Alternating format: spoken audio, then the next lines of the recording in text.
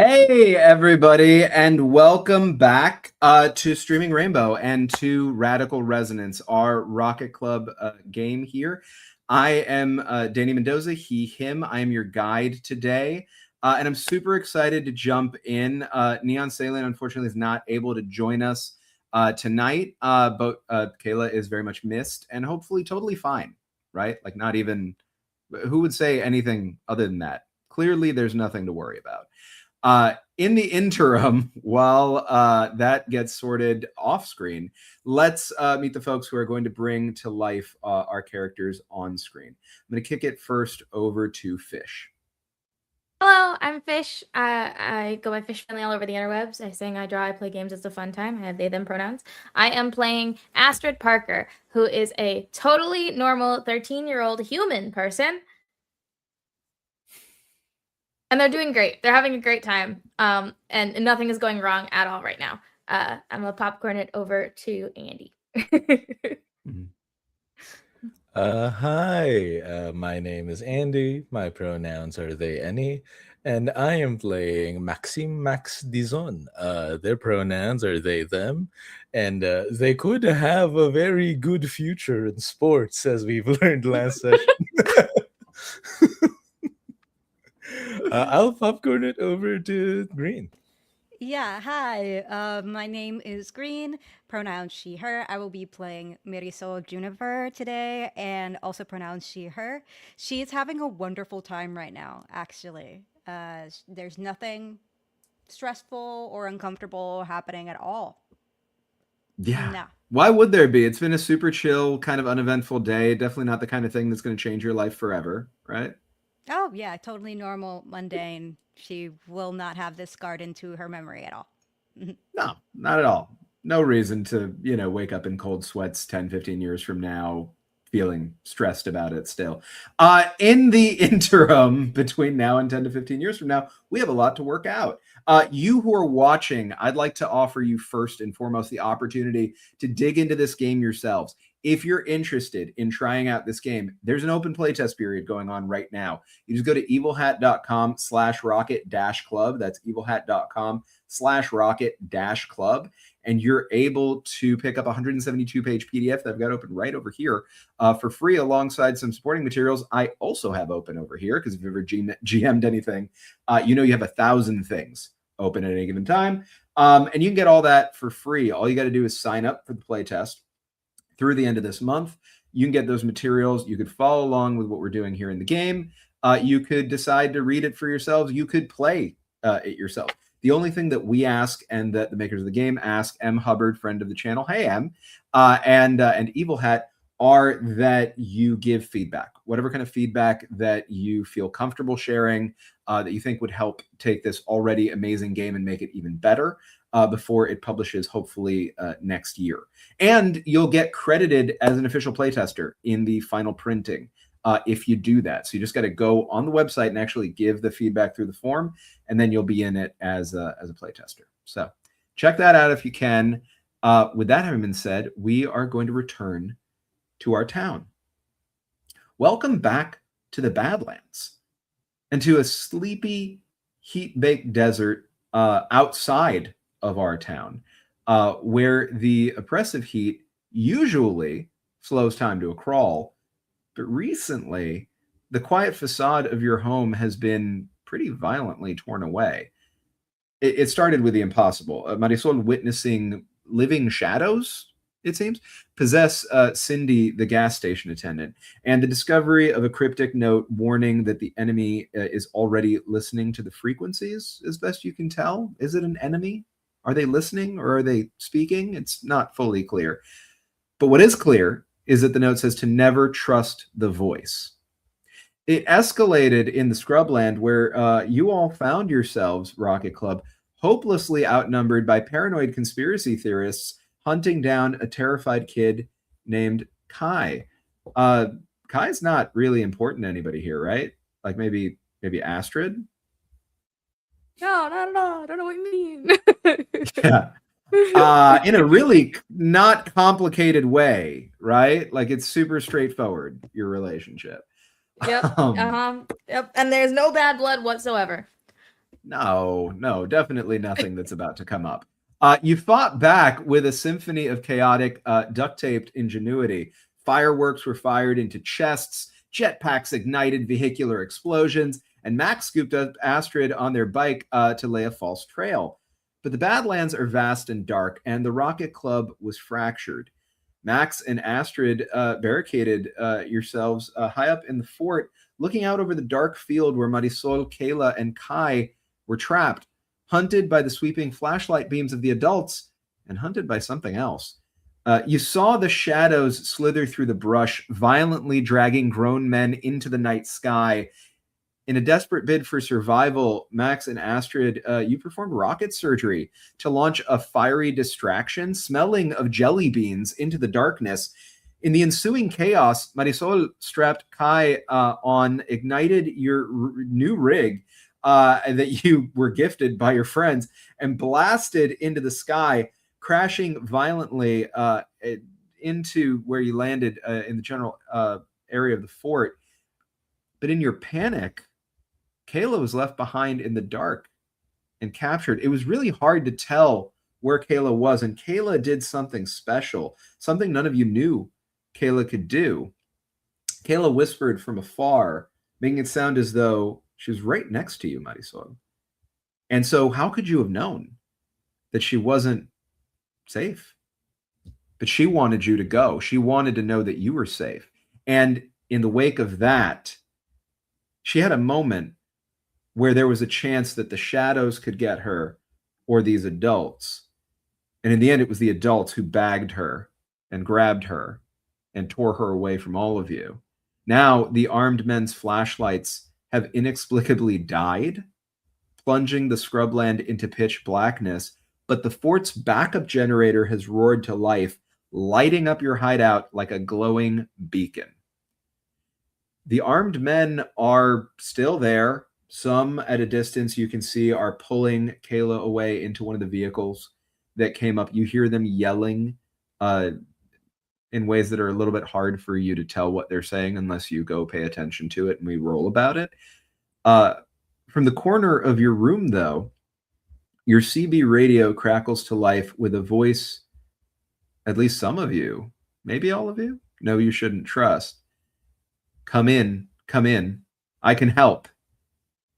Max, Astrid, you're standing in the blinding light of the fort.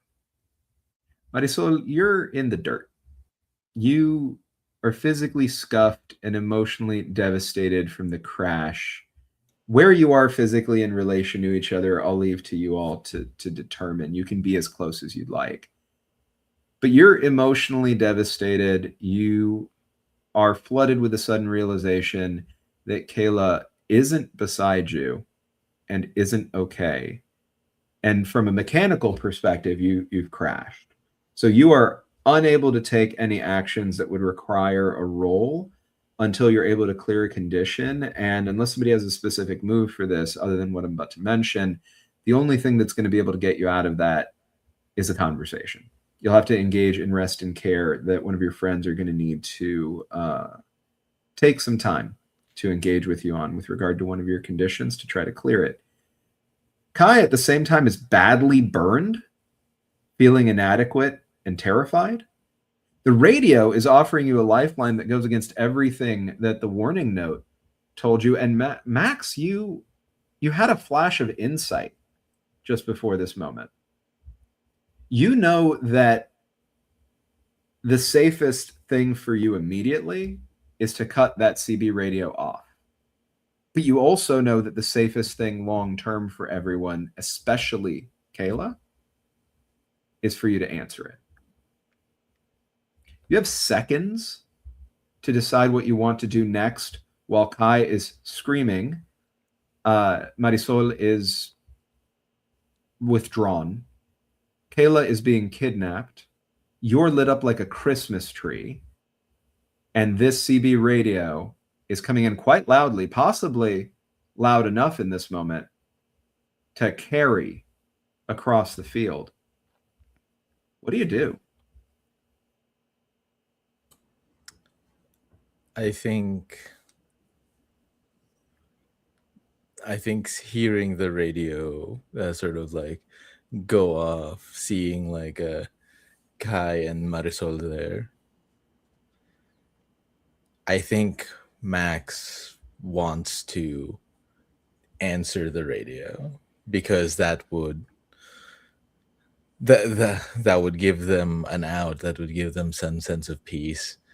But uh Max also saw the way Marisol snapped up at that radio when she started breaking down.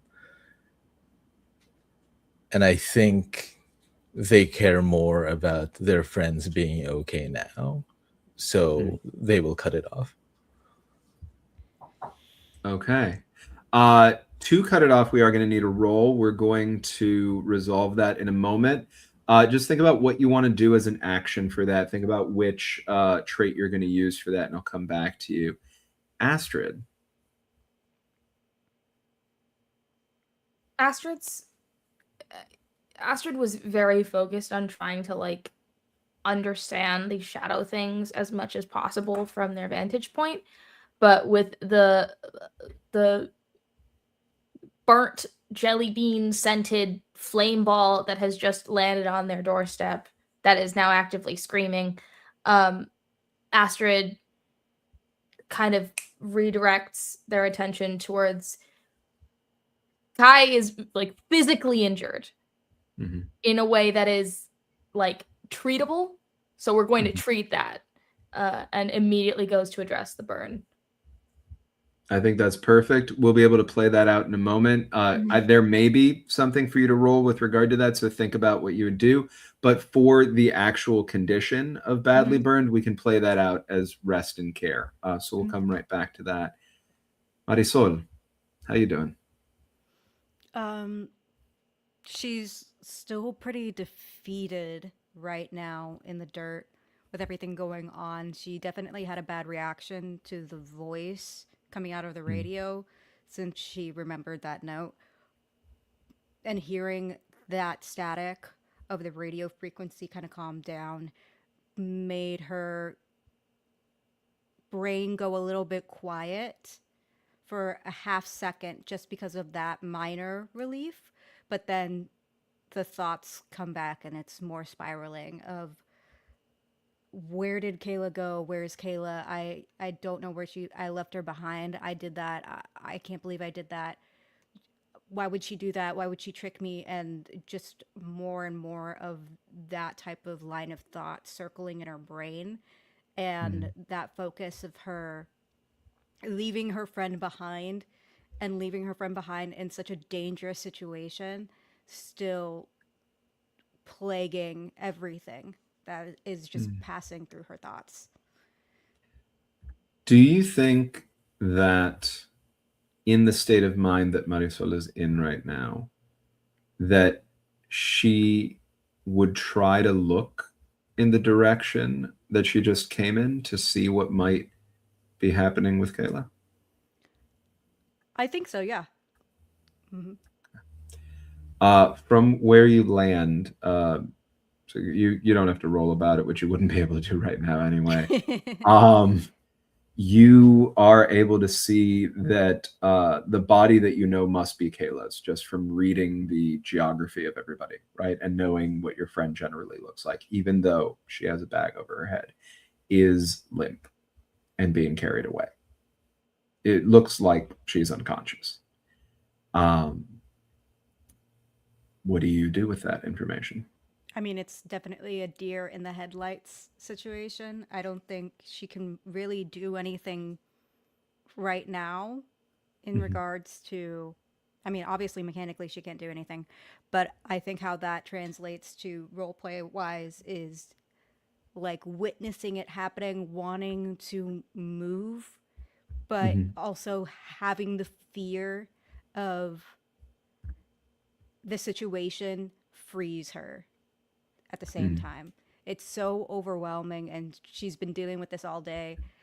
I think there was this conflicting moment in her of everything that she's tried so far hasn't worked. So she can't think of anything that she could do right now because she feels so defeated and just can't think of a situation where she could win or even help in this moment without making things worse. That she's just frozen. She's frozen there and hears over the CB radio as Max moves to cut it off. Rocket Club, come in. Max, Astrid, Marisol, is Kayla there? Look, I know you're surrounded. I think they grabbed one of you. I know you're terrified. The men outside want to hurt you, but they are blind to the truth. You are the chosen ones. I've been listening to your frequencies. I can keep you safe before the sky breaks tonight. Just answer me. Trust my voice, and I will guide you into somewhere quiet and calm. Max.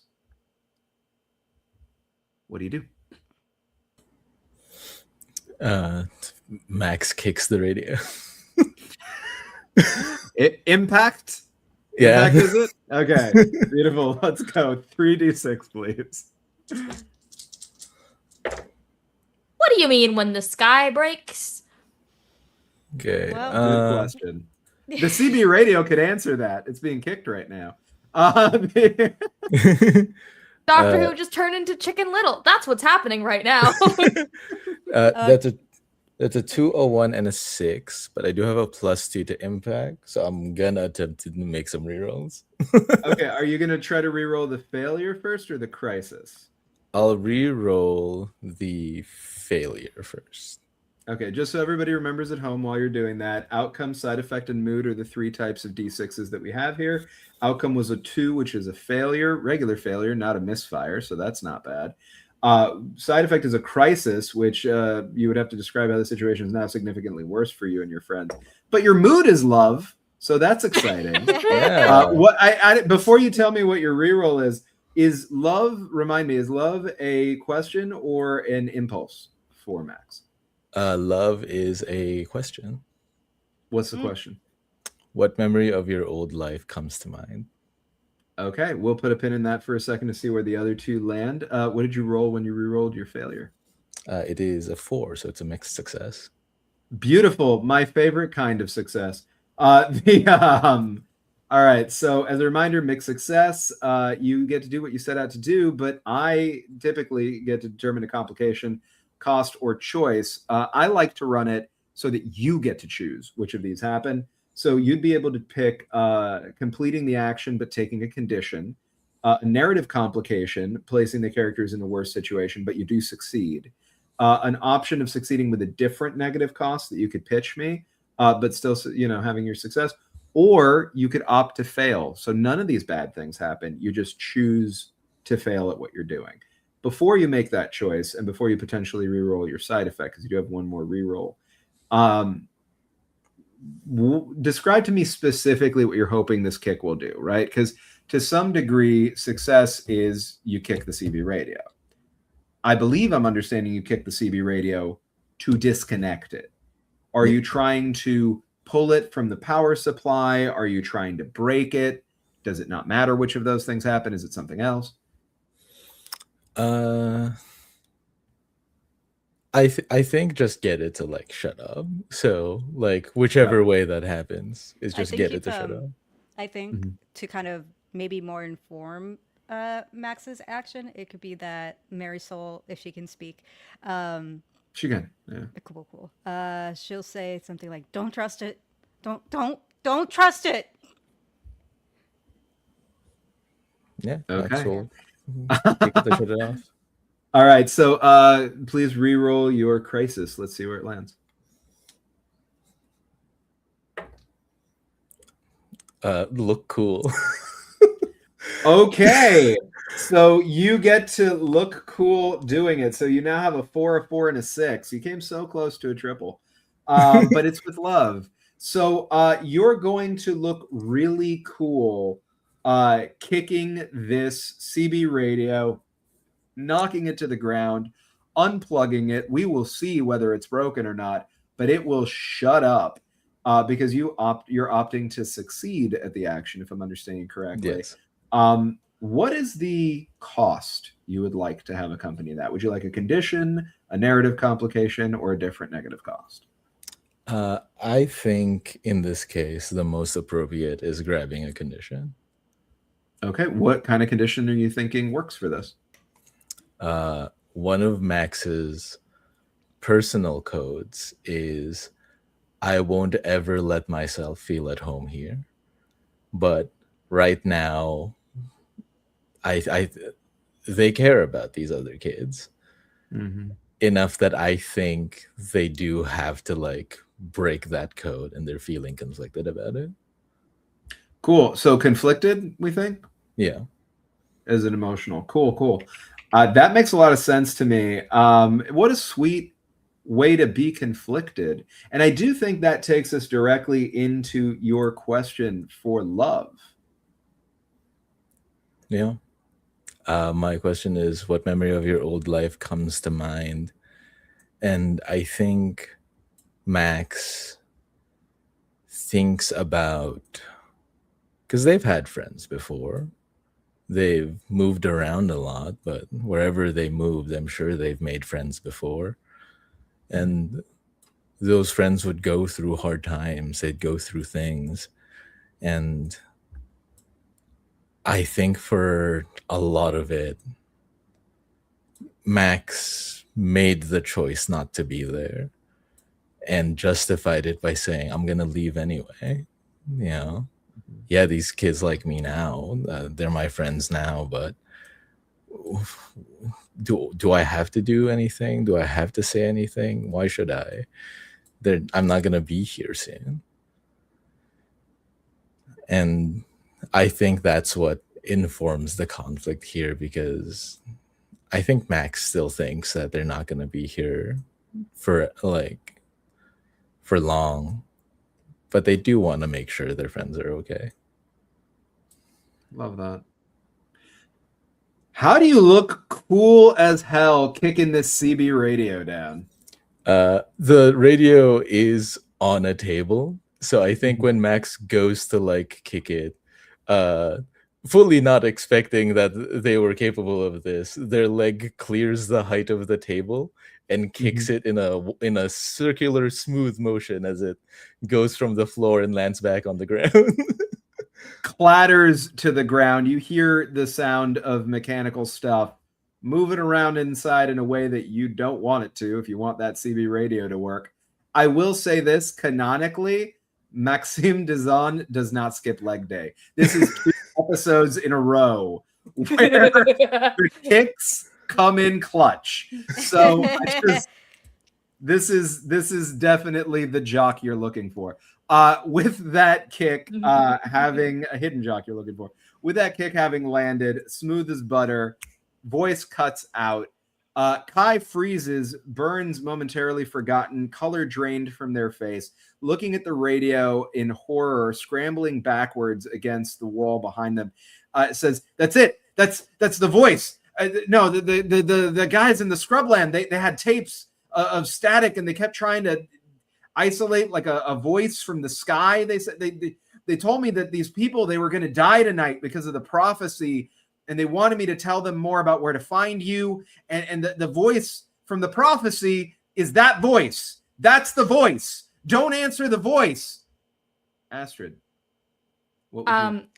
Astrid runs down to Kai, kind of at the prompt of the initial screaming, and sees them kind of backing into the wall, freaking out. And Astrid kind of walks up to them, clocks the burn, grabs a first aid kit from nearby. They probably have one on hand just because of the tendency to explosion in this place. And they sit down and like they grab, I think they physically grab Kai's arm and just go, breathe. And starts trying to like clean the burn and wrap it. And as this is happening, I'm going to use a move. I'm going to use my hidden talent to use Class Clown, which is, you know how to say the wrong thing at the right time. Once per session, you can make a joke at an awkward moment. Any character who hears it can clear one condition. And I'm going to say, it's not fun getting burned, huh?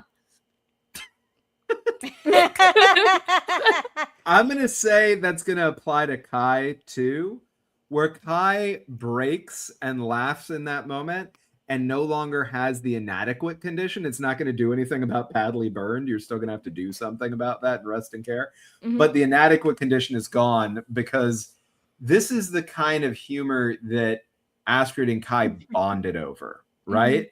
Like that was the kind of thing that both of you like to do to cut the tension in moments like this. And so it cut through the noise and brought Kai back to earth a little bit. And you see, Astrid, in Kai's face, a bit of the friend that used to have your back. And it's heartbreaking, right? You see the heartbroken look in Kai's eyes as that moment of familiarity fades and they remember what you are to each other now instead of what you were when you joke around like that. Marisol, you heard that too. What do you think that does to you? I think with that, the joke kind of breaks her out. I want to say the condition that clears hearing it and making her laugh would be tunnel vision, which Perfect. makes the most sense to me because she's so focused on the thing with Caleb, and that kind of brings her out of it. So you'll just finally hear her come out with a laugh and be like, what? We shouldn't be joking. Have I been muted this whole time? No. Okay, We cool. heard you. We heard For all some- of it. Suddenly I got It looks muted like out it of muted nowhere. you right at the end of that sentence because you cut off the last word, but that's it. Okay. I don't know why it muted you at the end of that. Me But neither. as you, It didn't think I was funny, apparently. I disagreed. I even laughed out loud. Look, we shouldn't be joking like that. And honestly, your microphone agreed. So It was very- powerful. Yeah, it was very it was feeling you in that moment for sure. It was. Yes. My system's also in character. I love that. So with that moment, you come out of the crashed state. You still have 3 conditions. It is worthwhile for you to take a beat here, however much pressure you're under, to engage in a bit of rest and care and try to deal with your other conditions so that people know watching at home got to deal with these conditions one at a time. But the ways to deal with it are when you're not crashed out. You can engage in a catastrophe. So when you roll for something, if you're willing to take the side effect of crisis before you roll in a way that relates to one of your conditions, you can just off of doing that, clear that condition, roll the rest of your action as normal. And then at the end of that, you mark an experience for having cleared the condition that way. So it's kind of like a cathartic explosion of that condition. And as a reminder, clearing a condition doesn't magically remove it from existence for your character. It just means that your character is no longer held back by it in a way that would have mechanical relevance. So especially that's going to be important to note for things like badly burned. The burn doesn't magically go away, but the condition can go away if it's treated in a way through rest and care, which is the other option for clearing conditions, that would allow it to no longer hold a character, in this case Kai, back. Before we look back at Max and Astrid and Kai, coming out of this crashed state, Marisol, is there anything that you'd like to do? Okay. Well, she's obviously not fully better, but she's more aware of her surroundings right now. Knowing that the radio's off, seeing that Kai's being taken care of, she's kind of looking around. She's like, the guys are still approaching us, right? These adults. They have not all left. This that you just played out has been happening really fast. Do you look in the direction of where they are now? Yeah. Cool. So you see that what you are sure must be Kayla's body, covered over her head with Black Hood, seemingly limp, is dragged into one of the two pickups that pulled up most recently. And that pickup is backing up extremely fast, going into an area on the shoulder, and then peeling off, lights out, because their lights died. Their engines are working for whatever reason. So it doesn't seem to be all electrical, but their lights died on the car, and they are taking off into the distance with Kayla. But notably, the other newly arrived pickup and the one that you crashed your rocket rig into are still down there. And you can see, you think people moving around through there, but also maybe shadows. It's hard for you to tell without focusing in on a roll or taking time to clear dizzy, maybe. But you see movement there that does suggest they could be coming here. I will say this for free, because you would have this clear in your head. Probably all of you, definitely you, Marisol. If you turn the lights off, these guys still already would have seen them. If you turn the lights off, the shadows can reach you. If you keep the lights on, there's less space for them to move around it. From what you saw with Cindy and what you saw out in the field, right? The You still choice don't know how they always work. comes down to pedophiles or shadow people. Yeah. That's what radical resonance is really about. We're always Choosing between saying- pedophiles and shadow people. Okay. So yeah, you have that information. Kayla is being taken away. It does not seem super likely you could do anything about it. Now, you do have the makeshift rocket rig that was sent to you, but as you'll recall, when that was made before, it was made for like single UC kind of stuff. Like, it's not necessarily going to work the same way. Your rocket rig, not there. You know, Kayla does not have her rocket rig either. You would need to, here in the fort, or somewhere else if you had the materials for it, make a new rocket rig for yourself, or go outside, recover yours, and then repair it. And there's specific mechanics for that. Otherwise, you won't have it available. You know, Okay. all this information. All right. So I think seeing that and then turning back, like gathering all that information, she'll turn back to everyone else who is essentially now in the same proximity, I'm assuming. And she'll say, okay, the fort is compromised, and we can't turn the lights off because of the shadows, and we're kind of fucked right now. Which is terrible, and my mom told me not to talk that way, but I literally can't think of another word. And so we either find something to blast our way out of here and go so fast that these shadows cannot find us, and maybe hunker down in somebody's house or something until the morning, or we hide somewhere in here. I don't know. I don't know.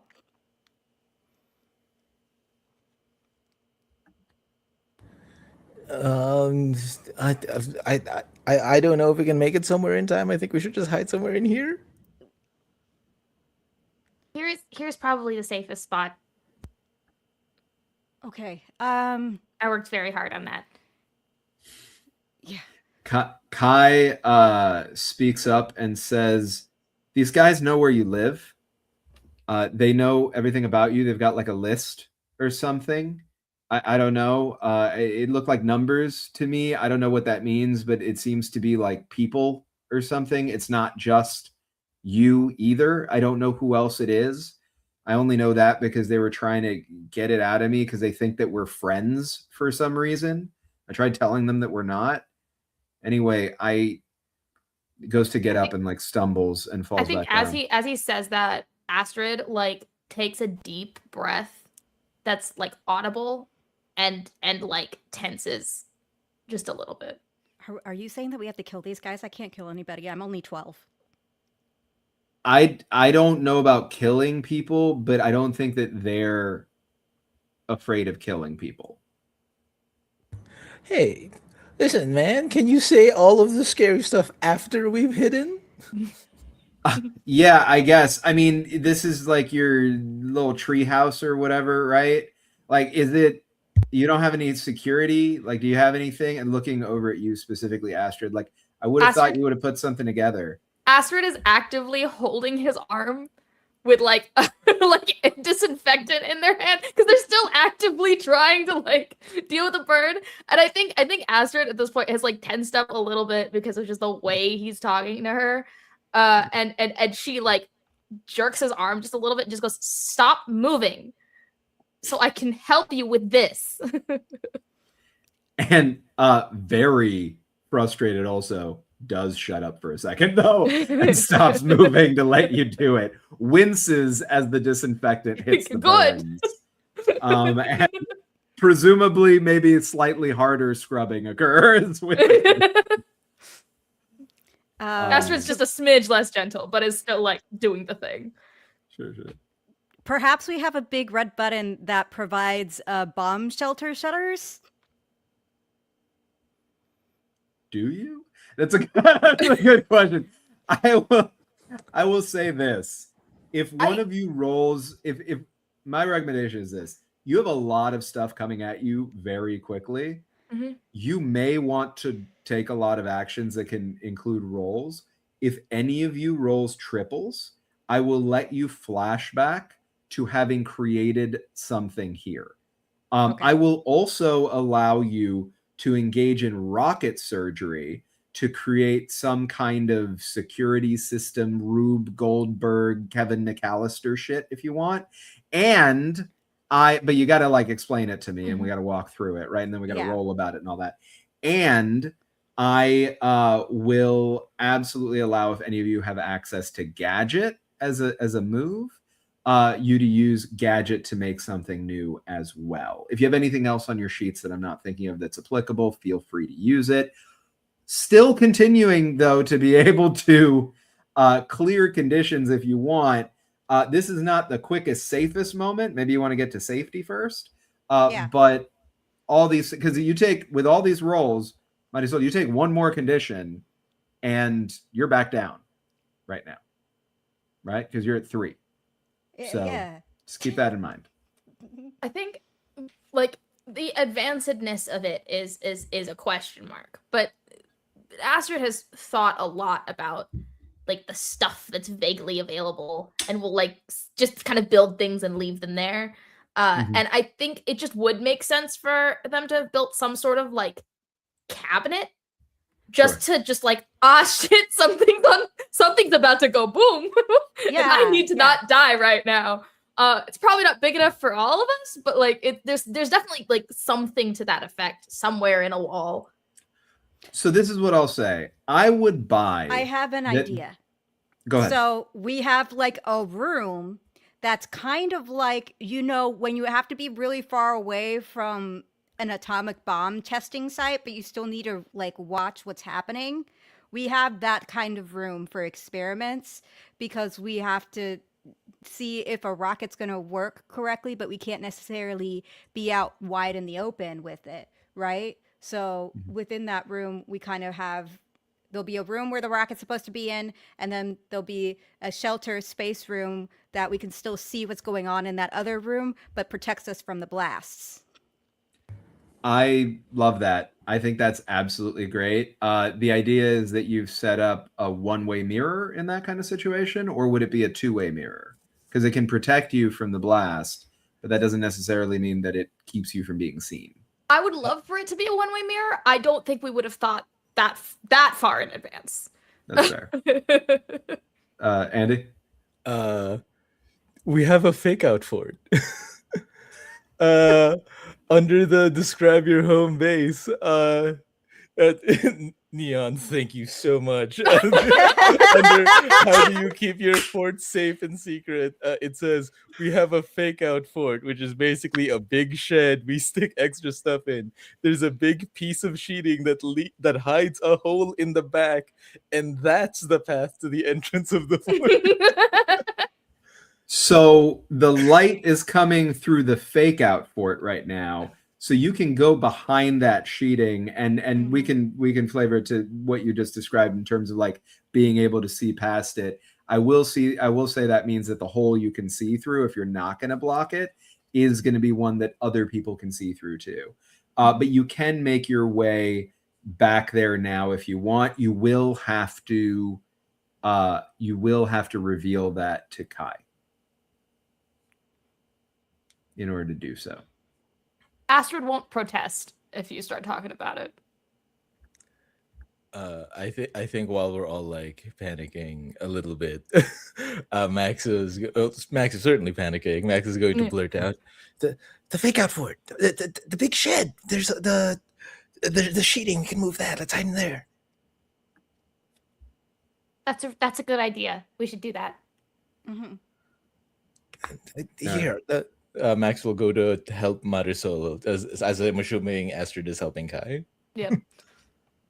Yeah, he tenses up, or they tense up, and they're not like super excited about it, and they're limping a little bit, so they do have to rest on you, Astrid, and they walk over toward this and like fake out fort. I guess that's a good idea. You just wish you thought of it first.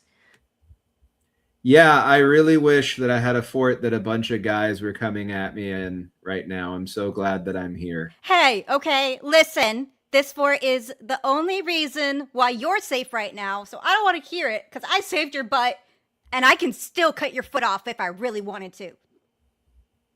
Why are you going to cut my foot off? Because That's you're so yapping mean. too much. I think the way that Kai is speaking to Astrid is very, like, it's a very sore spot, because that's why they fell out in the first place, is because Kai was just so unempathetic.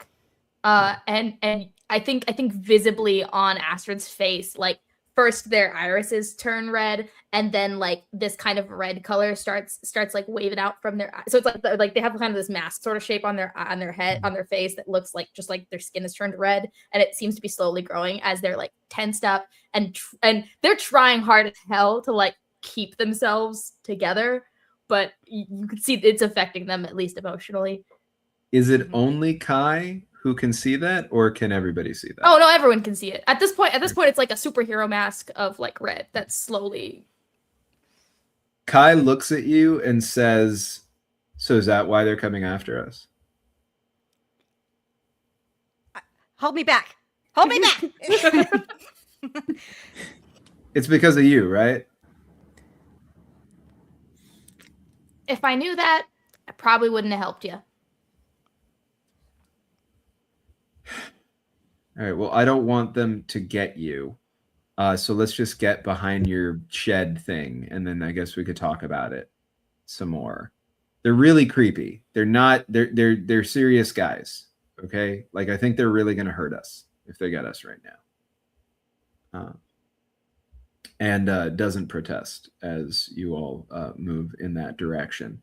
You know where this place is. You don't need to roll about it. What I am going to ask is, before you put yourselves back there, is there anything you want to try to quickly do to in any way throw them off the scent, or like put some kind of trap on something, create a situation where something triggers if they get too close? Like, is there anything at all that you want to try to put together, or do you just want to go hide?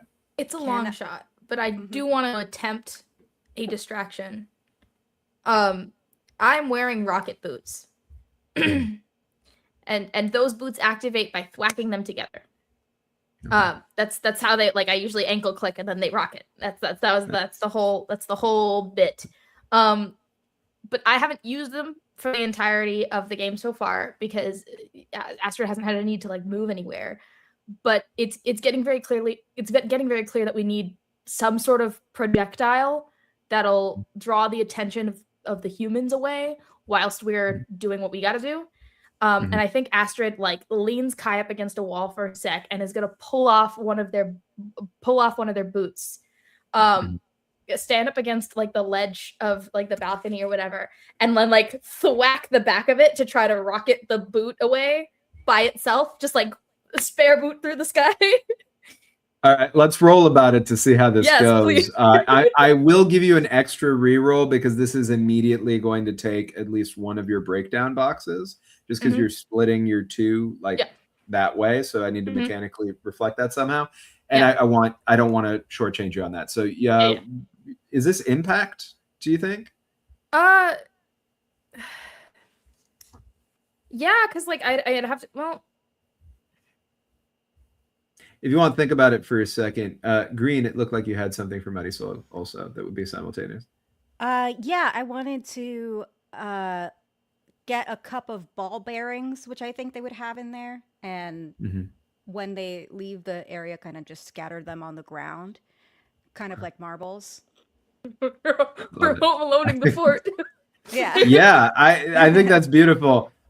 You okay? I am gonna have you. Okay, you can get it for free. You don't have to roll about it. You're putting marbles on the ground. If you want them to be very well strategically placed while you're doing this quickly, I would need a propulsion roll. Otherwise, we will see how well placed they are to be helpful. Okay. Yeah, I'll roll. Just to. While you're beautiful, Mhm. while you're I doing think that, yeah. no, No, it's you back were to saying. you. Oh, I Yeah. think it would be impact because the only other one I would argue is design because it's like a creative distraction. Sure. But I think more of the contingency is on whether I'm strong enough to physically activate it with my arm and not the other boot. Okay. I love that. So. That's perfect. So what do you have in impact? But you get one But I reroll get because of one. the thing that and And you if don't have and any if conditions, so they're and not if going to I work and if against I you. and if I look cool, then I get another reroll for later. Yeah, you do, because Kai's there. That's true. But if you All look right. foolish, you get a condition. It's worth keeping that in mind because Kai's I there. think I just got the best roll one could possibly get for right now for like my motives as a player. What'd you Okay. get? Okay. So I got a 4, a 5, and a 2. So it's Okay. a mixed success. Yeah. I learned something and I roll with Yeah. sadness. I'm going to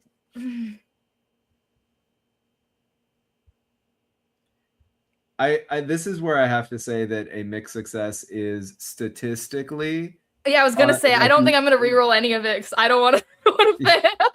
there's just a much larger chance of you Yeah. failing or misfiring than there is of you getting a success rather than the mixed success you have. Okay, but we all know my dice don't care about probability.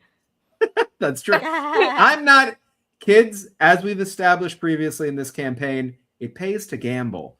So I am not in any way dissuading you gambling here. I'm just making the odds clear so you know what you're walking into.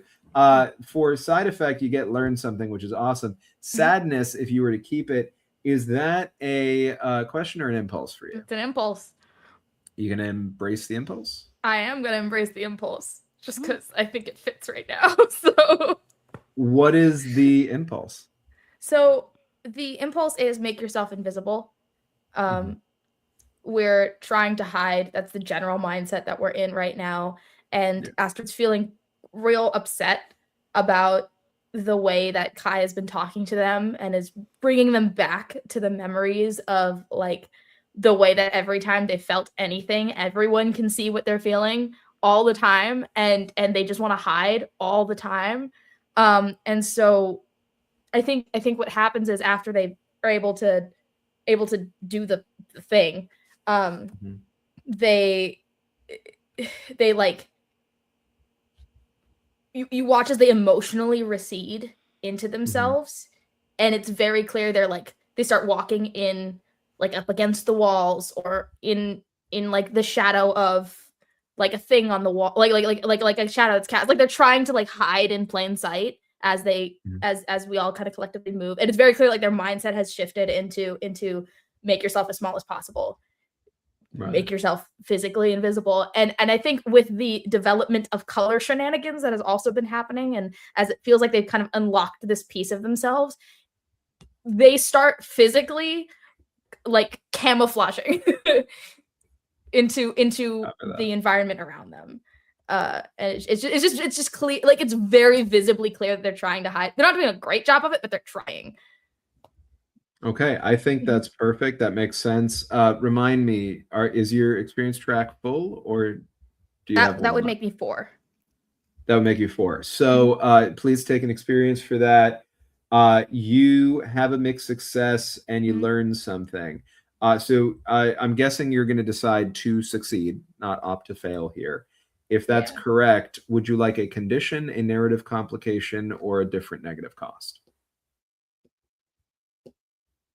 I would like a condition. What do you think would be a good condition for this? I'm trying to think of like a specific word to go with, but it's something to the effect of like extremely like vulnerable, feeling very vulnerable. Actually, let's just go with that. Feeling very vulnerable. Yeah, vulnerable is perfect. Vulnerable sounds great as a mental emotional condition, because I'd argue it's both. As you succeed, you smack this, it shoots out across the field and lights up the sky in a way that you see draws the attention of these moving figures. At least some of them. Because Marisol, if you were looking in that direction in particular, you would still be able to recognize that it looks like some shadowy figures may not be moving toward this light. But it does seem that the conspiracy theorists are thinking that you shot out in that direction. So they are not running toward where you all are and are instead heading back essentially toward the field, right? Where you were then, thinking that you might be trying to escape that way. Best you can tell. You get to learn something off of this. As a reminder, you can ask me as the guide one of the following questions or something similar to that about your immediate situation. So it has to relate to this role. What I'll say there is it could be about the conspiracy theorists, what they're doing out there now. It could be about the shadows. It could be about what's going on inside of the fort. You could try to pick up something if you really wanted to about the direction that Kayla's going in, but there's a kind of a limit to what I would say was within scope there on that front. And if you have a pitch for something else, let me know. What has been hidden or overlooked? How is this person vulnerable? And you'd have to say who this person is in that situation. What is the biggest threat right now? What is my best path forward? What is the best escape route? I think I'm going to go with what is the best escape route. Especially since I'm very much in this mindset of trying to hide, trying to get out of view as fast as possible.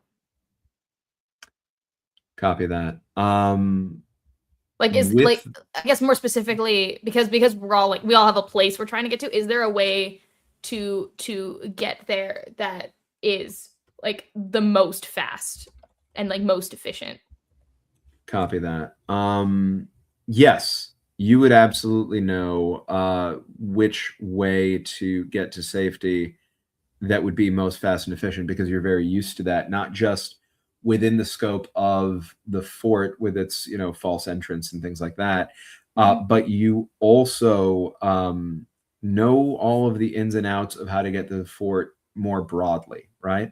So it's been established prior to this that you are able to move around the outside of this fort in ways that other people can't follow you easily, right? We saw that you were able to get in to the fort with that distraction that happened earlier through a hidden entryway. So you know multiple hidden entryways to the general area of the fort and the quickest routes to them and where they lead to that would allow you to take circuitous paths into various parts of town. You also know how to get to this false area in the back of the fake fort and into sort of like the realest part of what you have hidden back there as quickly as possible. With this distraction that just went off, you have time now, right? Is the other thing. Like, that you can get there quickly. How much do you think you might know in this moment How much do you think your head is able to be in the game when it comes to the shadows? You haven't had the experience with the shadows that Marisol has had, or even that Kayla had, right? No, So would it even register, do you think? I think all that Astrid knows about the shadows is that they present some kind of danger and they're acting in some sort of animalistic, predatory way. They learned that last time. Like they learned that when they were observing them, but they don't know any other information about them, and they haven't like actually seen them. Aside from the one guy who got yoinked into the sky, they haven't seen the shadows do anything violent or dangerous in a way that they know the humans are capable of. And I think that right now the shadows have slipped off of Astrid's radar of important things to worry about right now. That makes sense. So in that case, then you don't pick up on anything else about the escape in relation to the shadows. But I will say that you, above table, you are moving toward a less brightly lit space, right? So you all can do with that what you wish when you get there. Marisol, we were going to potentially resolve a propulsion roll. Oh, you're muted. Muted. We got you. Okay, so I'm not quite sure how much I would think that the marbles would help anymore. That it's like not the regular pedophiles running towards us, but now it's the shadow people. So with that, I kind of want to change her tactic here, where I want to make sure that she maybe takes one of those, probably like a flashlight or something that produces light, with her, just in case, because she knows the generator is lighting up whatever's there, but I don't know how long that's going to last. Right. But the roll that I did make was 5-4-5. Okay. And, which is a success, a look cool, and then my thrill. I kind of, propulsion, I have a +2 to reroll. Kind of want to try to reroll my 4. I'm very concerned about it becoming a crisis, but I really want to triple for a flashback. Okay. I mean, honestly, I'm here for that. Yeah. I will always enable more risk taking. But essentially, I'm just kind of like, I want to change the action because I think that because Marisol knows a little bit more about how the shadow people work and that she doesn't, and that they can fly, that the marbles won't stop them. So yeah, marbles won't stop shadow people, guys. The marbles, they have no day. They don't have technically unproven, but probably sound analysis, right? Listen. She saw that they made her friend fly up in the air like a poltergeist with ichor falling out of her nose. So I don't think that the marbles are gonna stop them at this point. So yeah, that is a 3 for the first reroll. Not bad, but I'm gonna try one more time. Okay. Oh, that's cocked.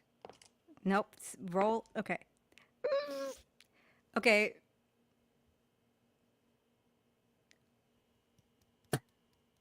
I rolled a 2. Not a crisis.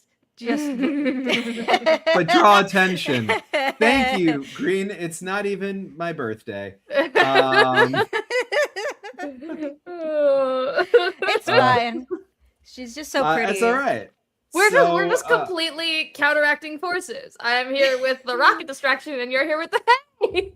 She's here with the look at us. Yeah. All right. So remind me, that is a 5-5, right? So thrill correct, is thrill. Remind me, is a question or an impulse for you? Thrill is an impulse. Make the situation more dangerous. I'm so good at this game. You embracing? Is that Oh my god. I have 3 conditions. So it's either embrace this or crash out again. No, because Right? no, you don't. No. You it's either you embrace it and take experience, or you don't get any experience, but you won't get a condition if you don't embrace Okay. it. Okay. However, I will say that I think that it makes story sense for you to do that. If you want to do it. I'm not trying to put a thumb on the scale here, but with the draw attention, it feels like the dice are telling a story. It does. You are succeeding in putting these marbles out, like putting these little ball bearings out on the floor, really quickly in a way that draws attention and could make things more dangerous. So yeah, I'm gonna embrace it and get my extra experience, which does put me at full experience. Mm-hmm. Yes, I believe so. That takes you to 5, which is a reminder to you and to everybody that we are, once we hit 5, able to, any of us who are playing the game as a player, advance. And the advancement takes place by confessing your secret. So you would pick another player character to confess your secret to. You can do it in front of a bunch of people. You pick one. And then you do it. You go ahead and go through that confession. As long as the player character who you pick provides support in some fashion, I will say that I define support pretty broadly here typically, then you're able to take a major or minor advance, and they're able to take a minor advance. You are able to clear your secret because it's not a secret anymore. You clear your secret mood prompt.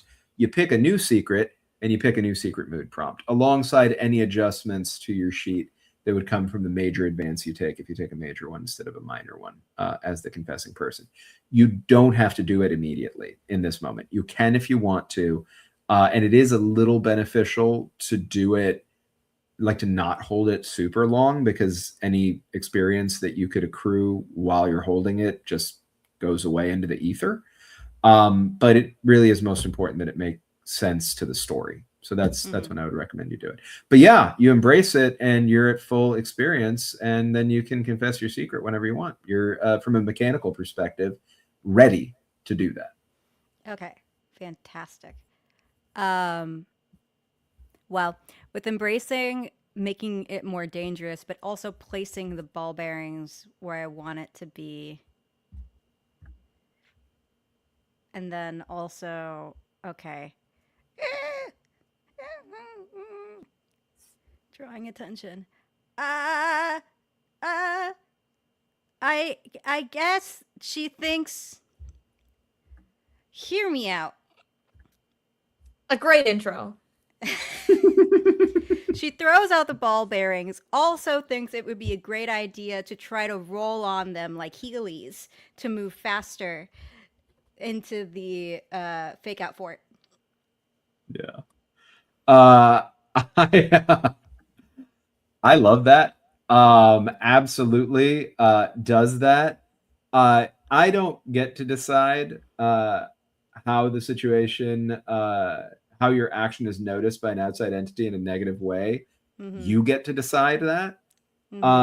So while you're using them as Heelys, how do you how are you noticed by an outside entity in a negative way? So essentially, one, the ball bearings are heavy, so they're going to be loud when they hit the floor.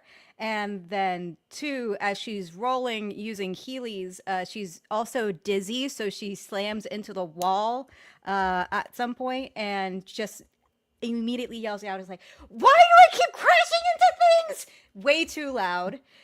And then notices she said that, and she's like, I'm so sorry, guys. I'm so sorry. I'm having a day. So here's the real question, since you said that like that. Whose attention do you get? Because it says your action is noticed by an outside entity in a negative way. I could theoretically decide that for you, but I think it's more fun for you to decide it. So whose attention did you get now? You As can't you make me ponder this, decide I just think things. it's really funny that we have equal and like Newton's law is like every action has an equal and opposite reaction, but every boot has an equal and opposite boot. Because Healy's versus Rocket Boot. I love that.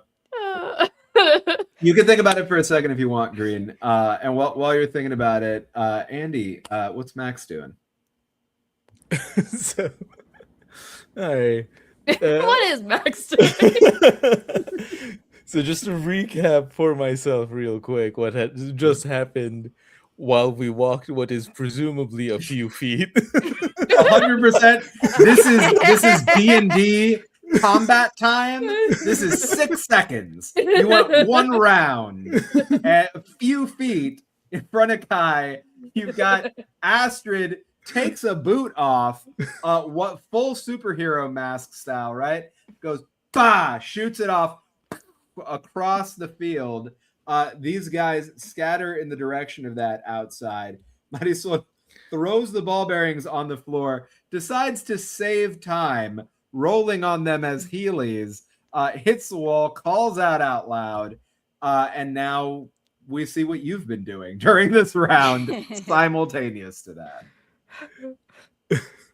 I think knowing that we were going to head into like our little hidey area, Max was going to grab something which they've hidden in the fort, which is the note and what appears to be like a full backpack of what's in it. We are to find out. Love I that. forgot about the note.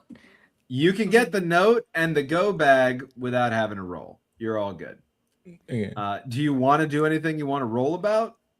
I think Max was grabbing those two things, turns around to see the clusterfuck that has happened in the 5 seconds they looked away, and is going to just. I think you turn around, Astrid is like up against a wall, like trying to become the wall. My real question is it working at all? Is Astrid becoming the wall a little bit? I think like it's mostly working, except their clothes obviously don't change, and their face has a big blue superhero mask. So it's just I love that. like, okay, sure, I guess. So you see that. You see that, and you see Marisol, Healy, Splat, cry out. Bag in hand, like bag over your shoulder, notebook, or like note in hand. Want to do anything? Can Max physically just get us to like hurry through the thing now? Is that something I am capable of? I think so, but let's first get the answer from Green. Whose attention, Green?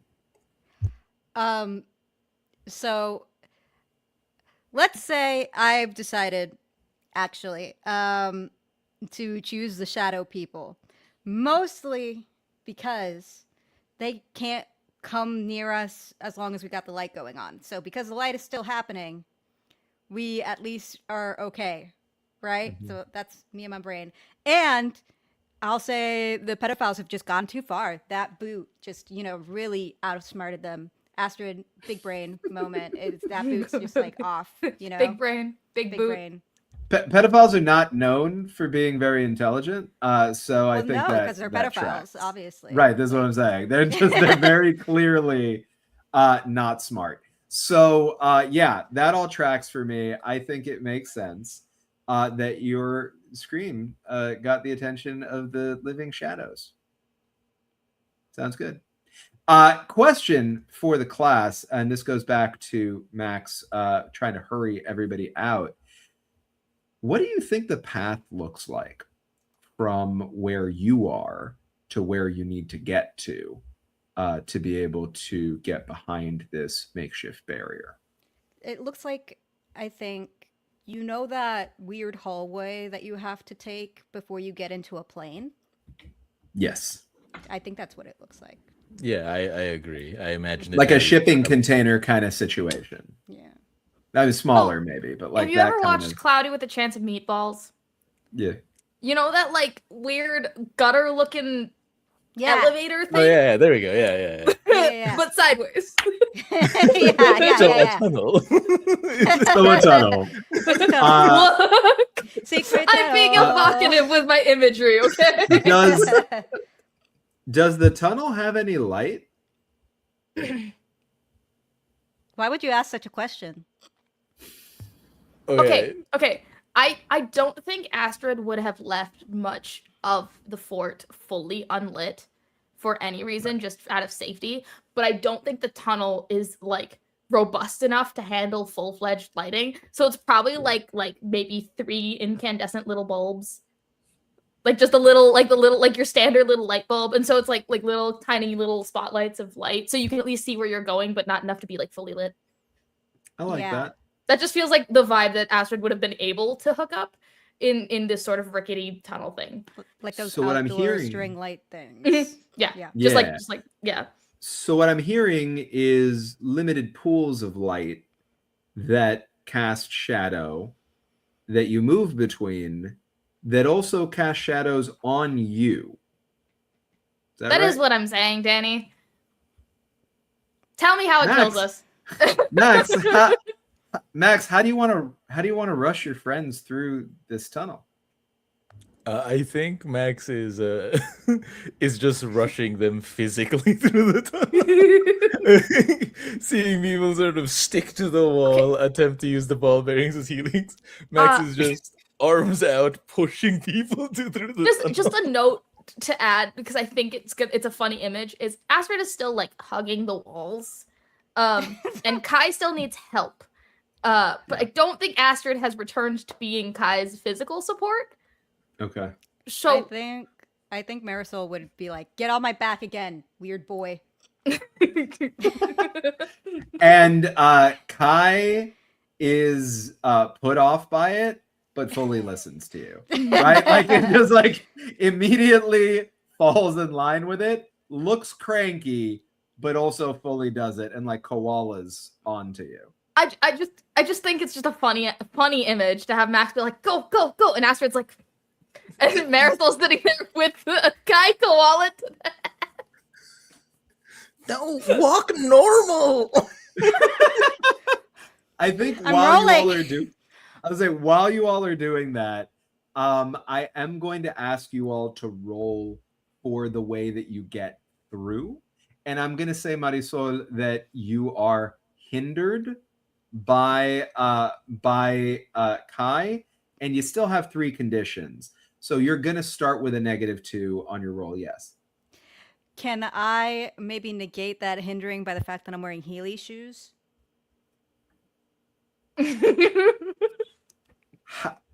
What trait are you going to use for this roll?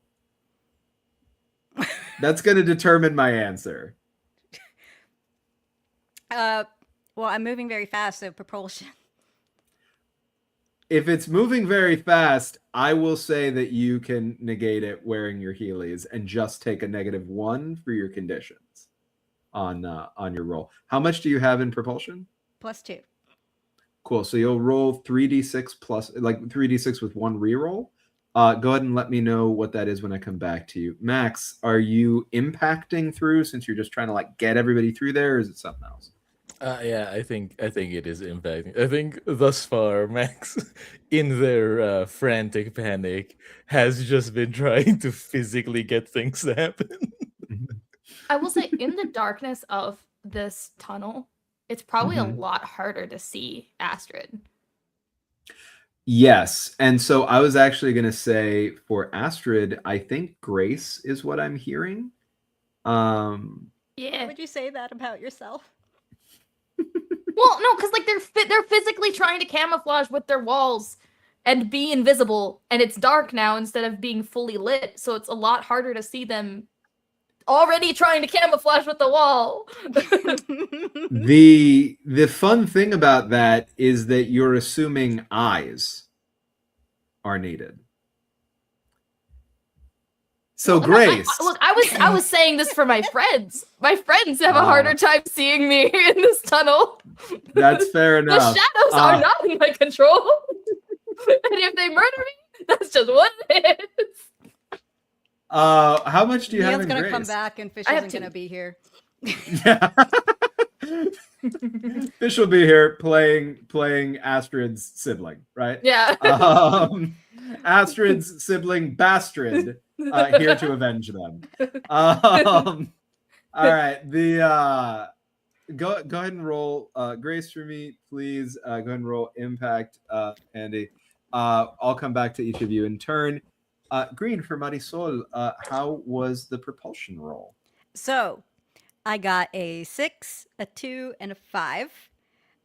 Okay, I'm that's pretty gonna good. Try to re-roll that too because I keep drawing Yeah. attention and I don't want to anymore. Yeah. Did Come you get a on. crisis? Yeah. No, okay. I got a 3.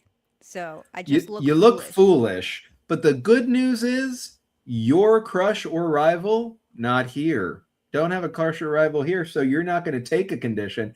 I do want to note, if you did have a crush or rival here and you looked foolish, you would fully crash right now. So right on the knife's edge.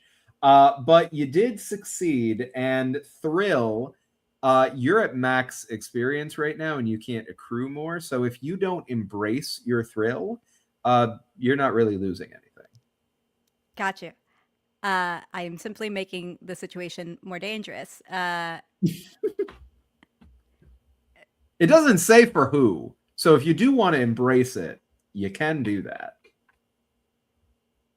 I think I'm okay with not embracing it this time. I'll just let it not happen. Yeah. I would like to not cause a problem for once, you know? So you make your way through the tunnel safely to the other side. Would you like to describe how you look foolish as you do that? Okay, well, she has a teenage boy koalaing on her back, and she's also dizzy, and she's wearing not very secure Heelys, because they're made out of loose ball bearings on the bottom of her feet. So I think it's mostly that, like, you think that it would just be her coolly moving forward with the momentum, but really she has to like really quickly scoot her feet back and forth like this, so it kind of looks like she's aggressively mopping with the bottom of her feet. Aggressively mopping with the bottom of her feet is a vibe. I like that. With a koala kai on her back. Yeah. Just aggressively mopping with her ball-bearing Heelys. She is moving much faster, but not looking good. That's fantastic. Makes it to the other side. I'm actually going to go to Max next. Max, what was your roll? I rolled a 2, a 6, and a 3, but I do have 2 more rerolls. So let's see. Your condition is frantic, right? Yes. I think you got 1 more reroll. Okay. So you said it was a 2, a 3, and a 5. So that is a 2, a 6, and a 3. Oh, a 2, a 6, and a 3. Sorry, I don't know what my brain did. Okay, so you get something extra, but you failed. And you do that with anger, which anger is a question or an impulse for you? It is a question. What's the question? What other emotions are mixed in with your anger? Cool. I'm guessing you're going to reroll the failure? Yep. All right, let me know. 6! Hey! Yeah! You succeed. You came so close. The triples are really teasing us today because that is a 6, and a 3. Yes. Right? So you succeed. You get something extra. You accomplish some small additional action related to what you were trying to do, and you do it with anger. So in whatever order feels right to you, tell me about how it's more than just anger, what other emotions are mixed up in it, and let me know what other small additional action related to getting through the tunnel safely you accomplish as you get through the tunnel safely. I think Max, as they're trying to physically usher their friends along, uh, is angry at the fact that they're making this so much harder than it has to be.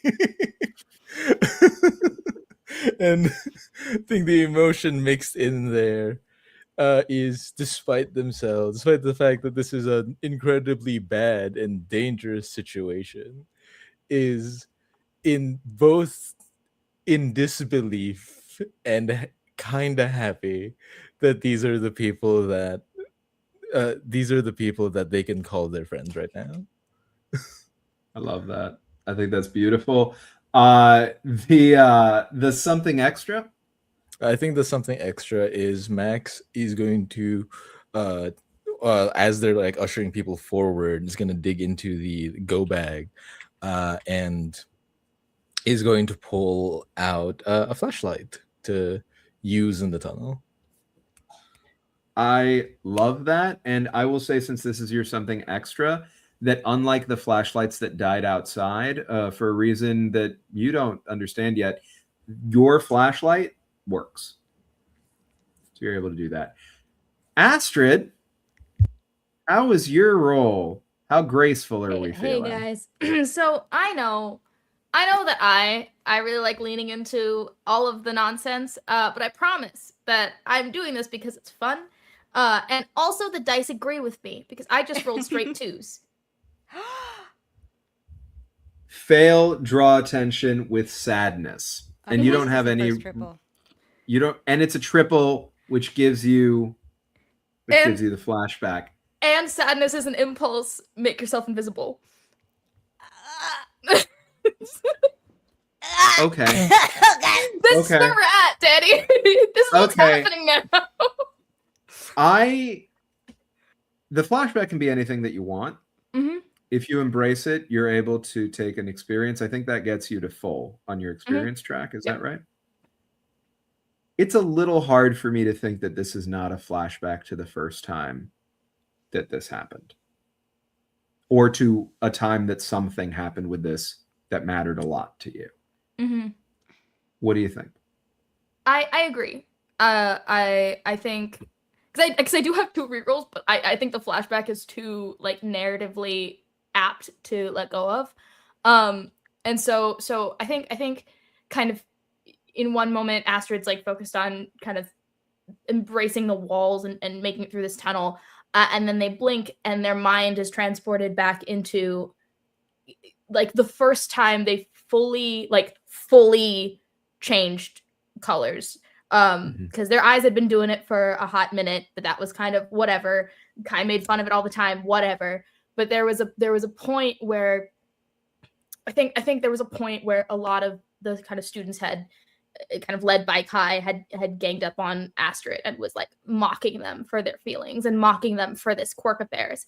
And that was the first time that it started to spread out past their eyes and onto their skin and through their body. And they ran through like the school field and behind the bleachers and tried to find a spot where like no one could see them, and they just, their whole body became one with their environment, and they just kind of disappeared, literally disappeared into a bush, and was trying to find comfort in that no one could see them, so no one could make fun of them, so no one could ridicule them, no one could talk down to them because no one could see them.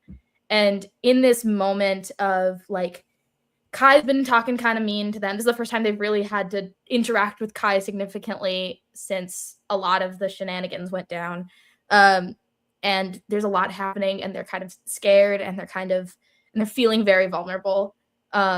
So their instinct is to, the less that people see me, the better, the safer that I will be. And since the shadows have fallen off their radar, they aren't even thinking about that at all. They're just going, the less that people see me, the safer I will be. Whose voice makes Astrid feel safest? I think Max's. You know that Max has just crossed ahead of you. Mhm. But behind you, you hear Max's voice call out and say, "Help! Help! I'm over here." Do you turn in that direction?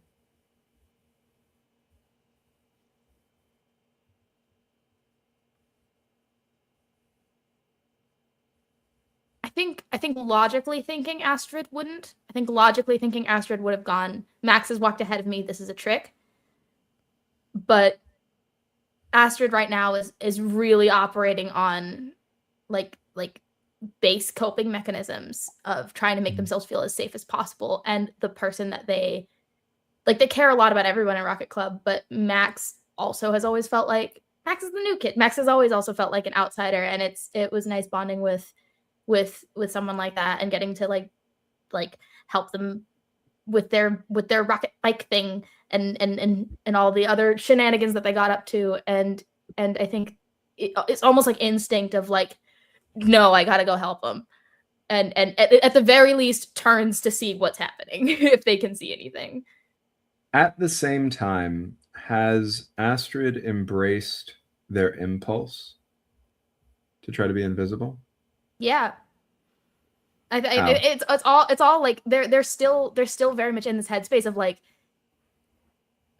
if no one can see me, then I'm safe. Like that is the kind of like just thought that's circling in their head, and to hear Max's voice pierce through it is just like,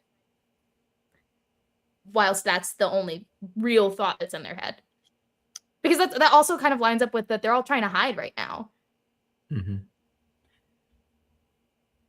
Max, Marisol, you would also hear that voice. Do you try to look out toward Astrid? Look behind you? Yes, I think if Max heard their own voice, I think one, Astrid hasn't made it through yet, and two, that's enough to freak them out to look. Marisol? I think after Marisol like drops Kai off and she's at the spot, she would definitely look for Astrid.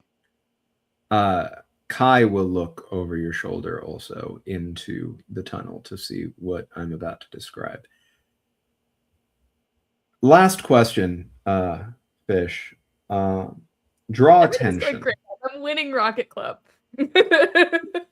Yeah, You are just in a different way. Mm-hmm. Sure.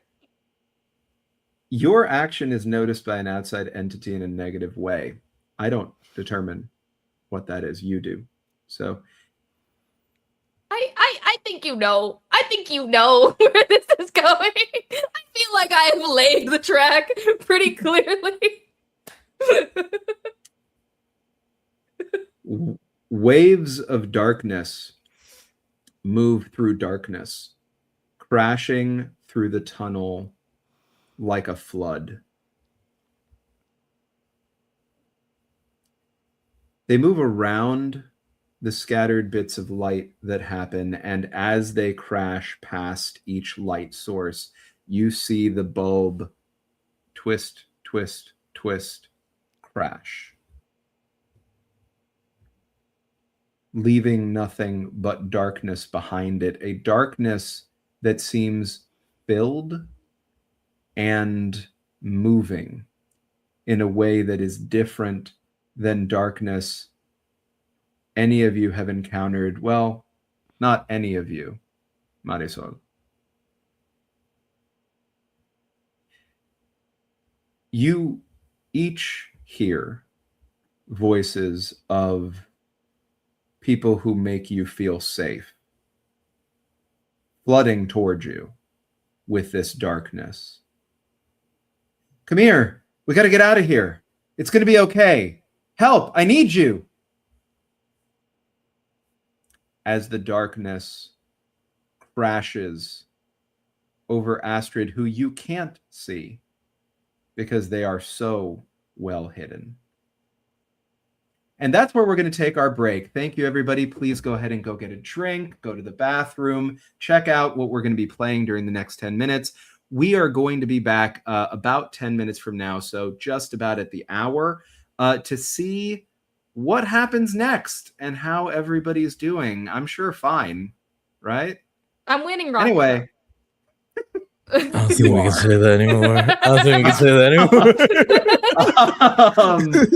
All right, everybody. Please take care of yourselves. We'll see you in about 10 minutes. Thanks. Bye.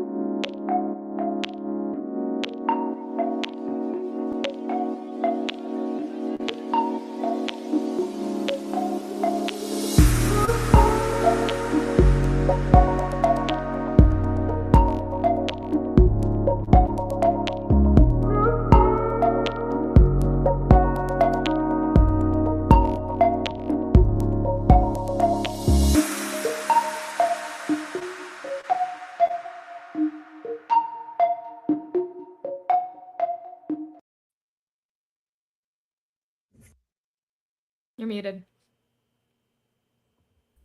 I was so happy with the bit. I said, "Tell me about the scissors, Green." That's from the back chat. Welcome back, everybody. Welcome back to our cozy little game about kids in a rocket club. Nothing's ever happened to them. They're just kids. Nothing happens to kids, right?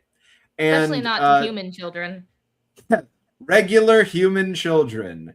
My name is Jackie Daytona, human child. Yeah. Speaking of Jackie Daytona, human child, let's get right back into it. I do want to quickly say thank you, everybody, for coming back for the back half. Those who are joining newly, thank you for joining us now. Go back and watch the first half when you can. The back half will make a lot more sense. And these people all did wonderful work, so check out what they did. We're going to tell you more about the wonderful work that they do at the end. And one thing I do want to mention right now is if you're interested in playing this game for yourselves, you can do that because it's an open playtest. So if you go to evilhat.com/rocket-club, that's evilhat.com/rocket-club, you can sign up for the playtest through the end of May 2026 and get a 172-page PDF plus supporting materials for free. The only thing that they ask and that we ask is please give any feedback that you have through the feedback form that's on there because it's going to help make this already amazing game even better. And then you're going to get credited as a playtester, which would be awesome. With that said, Astrid, you're not in the tunnel anymore. Joy. You got your wish. You are invisible. No one can see you. You look down and you can't see yourself. You can feel your body, but you see nothing. In the way that sometimes happens in dreams or really deep darkness, where you feel like there's something to see, but there's no information reaching you. You do hear, though. You hear your own voice echoing the thought that you should make yourself invisible. You hear the voices of your parents. Why must you always make things so difficult, Astrid? Just take the glasses off. Can you just stop trying to hide? If you would just blend in and do what you're told, it'd be easier. You'd be safer. Just be normal.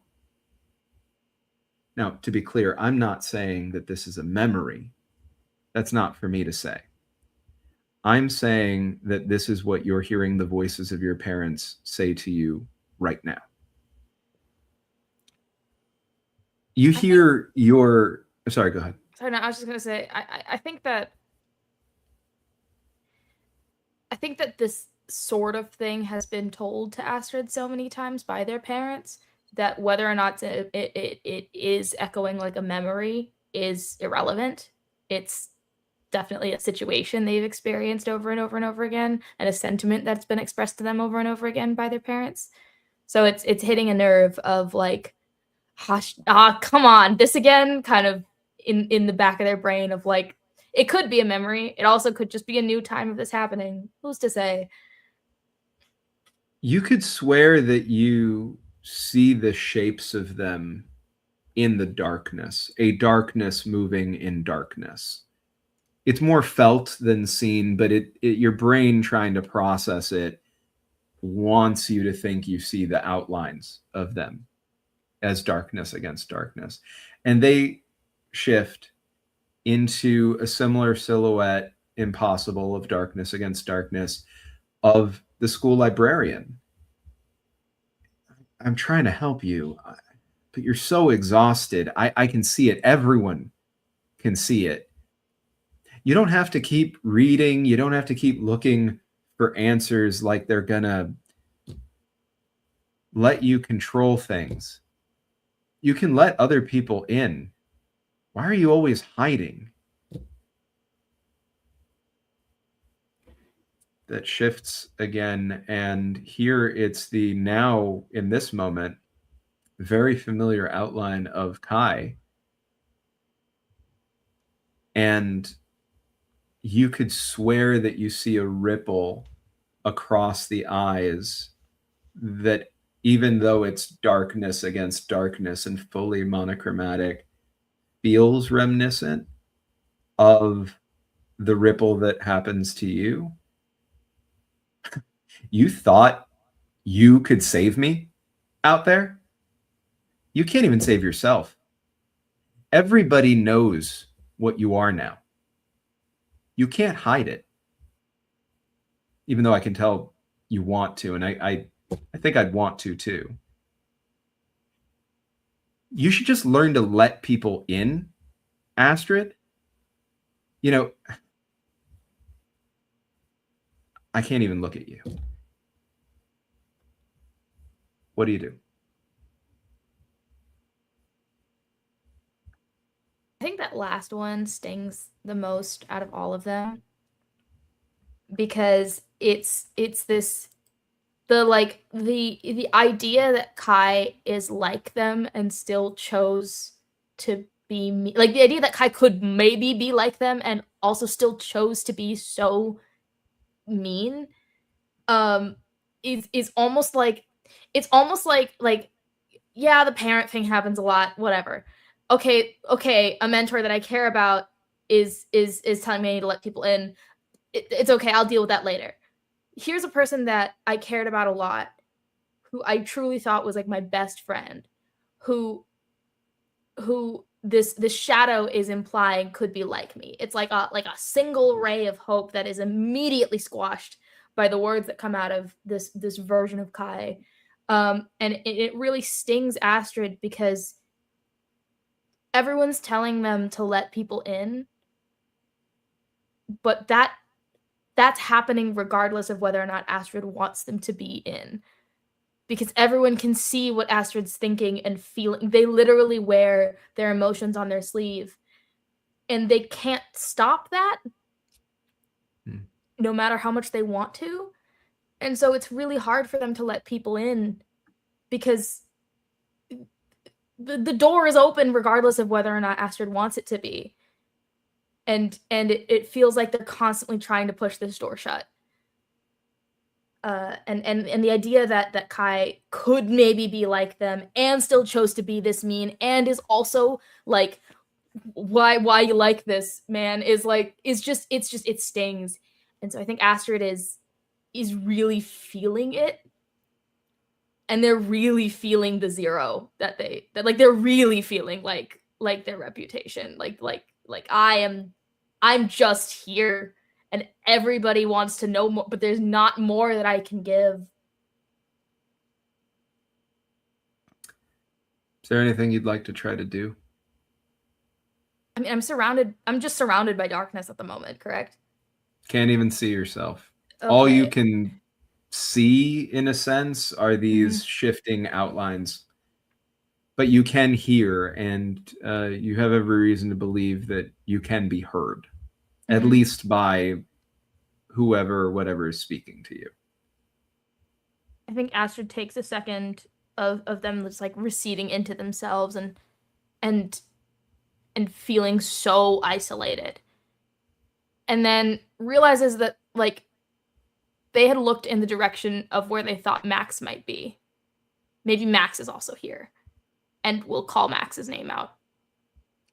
Cool. I'm going to ask you to pick a trait and roll about that, and also tell me specifically what you do. Go ahead and think about what you want to do with that, and we'll come back to you. Max, Marisol, and Kai.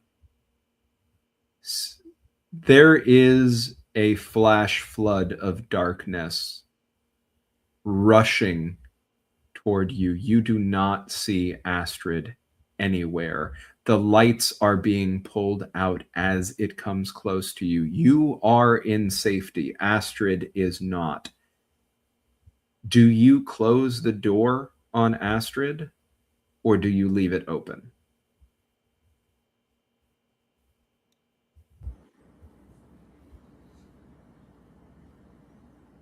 Marisol's not gonna want to close that door after what just happened with Kayla and everything. So I think I don't think like Max thinks about it for very long. As like the shadows sort of like appear and begin to take over the tunnel. And the door, looking at the door that's still open, the flashlight that's in their hands, Max is going to drop the go bag with Marisol. Flashlight in hand, is going to rush to go find Astrid and call out for them. yeah. You point your flashlight into the tunnel? Is that what I understand? Yes. As your flashlight is swinging toward the tunnel and all three of you are looking toward it, Kai, you can hear Marisol still holding on to you, even though they're not like on your back exactly, but steadying themselves. Sounds weak with ragged breathing, and is whimpering of something incomprehensible about Astrid. And as your eyes lock on this flood of darkness rushing toward you, and you're arcing the light toward it, that rush stops completely. It looks like an empty space, and when your light hits the center of it, you see Astrid puppeted in the air, held like this. And as Astrid's face is illuminated, eyes rolled back into the back of their head, jaw unhinging with a jerky physical pop, you hear in a voice that both is and is not Astrid's, "Do not run, little ones. We have been listening to your frequencies. You fight so hard for a world that does not want you. Always running away. Always throwing yourselves into danger because you think you have to." Here, the face snaps toward Kai. "So small, so frightened." To you, Max. "Put out the light. Surrender your space. We offer you the quiet. We are the cure." What do you do?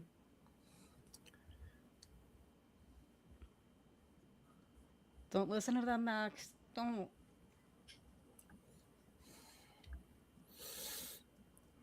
Max is going to hold on to their rocket rig and the flashlight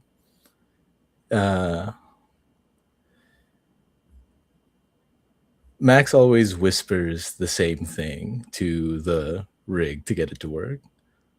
Mhm. It's take me somewhere far, far away. I think as Max clicks the rocket rig and it roars to life, I think they're going to whisper to the rig, take me to my friend.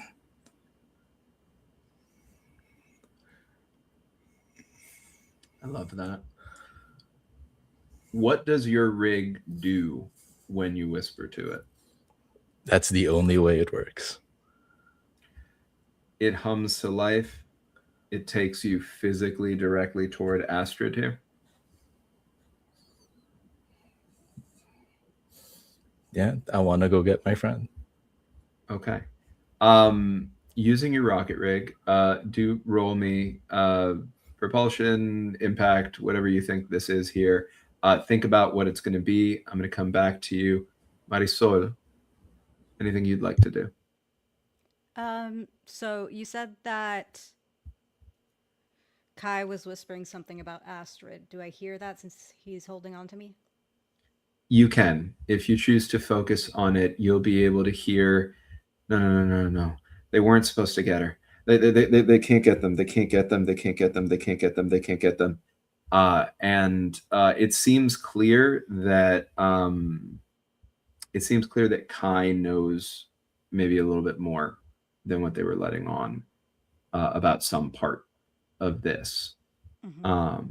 and that maybe Kai wasn't accidentally in the area of your fort, which they weren't supposed to know about, when they were found by these people. I think in this moment, Marisol would be able to at least put together that it does sound like whatever else Kai was saying or projecting to you all even moments ago, that it seemed that Kai was there because they were worried about Astrid and had some information that would lead them to be worried about them beyond the conspiracy theory guys. I think she'll hear that and kind of turn to Kai, grabbing them by the collar, and say, "What do you mean? What do you know? How do we help her?" Because Kai is in such a tough mental state here, if you want to try to break through that, I do need a roll for that. Mm-hmm. It feels a little bit like impact right now. Yeah. So if you want, go ahead and do that. I'll come back to you. We've got one person trying to get information from Kai, Marisol. We have another Max rocketing directly into the darkness toward your friend wielding the light. Before we resolve those two things, Astrid, what have you got for me? From Astrid's perspective, they're still surrounded in darkness, correct? Fully in control. Can do whatever they want. They just can't see themselves. I think based on everything that Astrid's feeling right now, Astrid literally like sits down and kind of hugs himself, and just goes, Max.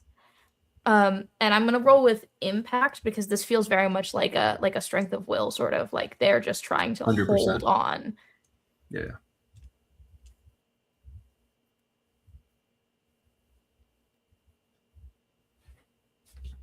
I love these dice. I love these dice so much. Are y'all ready for this? Are y'all ready for this? Okay. So impact 0. I have no rerolls. I just rolled a 5, a 6, and a 6. Yes. Okay. That is a success. Something extra with love, which is which is when do you recall feeling this way before? When do you recall feeling this way before? Jeez, I love these dice. I just need it on record. These dice know what's up. Okay. When do you recall feeling this way before? I think right now, Astrid's feeling very, very alone and very isolated. and they're reaching out through this feeling of friendship that they've learned to embrace and lean into, and they're reaching out through this feeling of love that they have started to learn to understand and feel. And I think they're thinking back to the last time they felt this alone, the light that kind of shined them out of it was probably the librarian in the library, when they it felt really isolated. They like really tried to separate themselves from all their friends, built a fort of books, and this librarian came in and was just like, I'm going to actually help you find information and just kind of learn and just be here, like just be there. And since then they've found that sort of comfort in their friends in Rocket Club, but they haven't really felt it, they really haven't had this feeling of being so isolated and light in the darkness since for a very long time. I love that. As you think about that, what is the something? I'll describe the success. Then you can tell me what the something extra is. Think about it for a second, because I'm actually going to go to Max before we reveal the something extra. The success comes through, as I understand it, you want Max to hear you, right? You want to be able to reach Max. Your eyes, from Max's perspective, Max, as you rush toward Astrid, Astrid's eyes roll back into their usual position and look at you.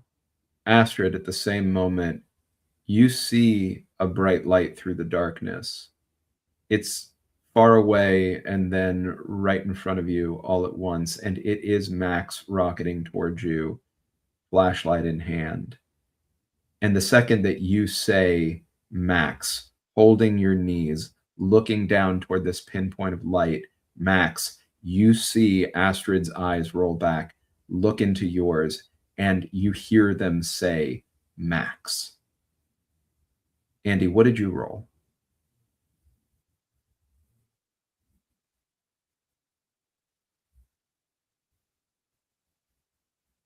I rolled a 3, a 2, and a 3. That's a failure. Draw attention with anger. Do you have any rerolls? I do. This is impact, so I have 2. Okay.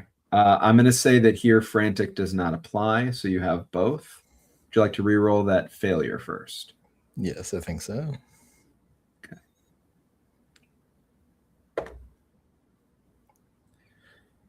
That's a 3 again. One more. We can't live have with the the rule draw. of threes come through right now. This is not the time. Universe, do you hear me? I dropped it. It's okay. That's a 2.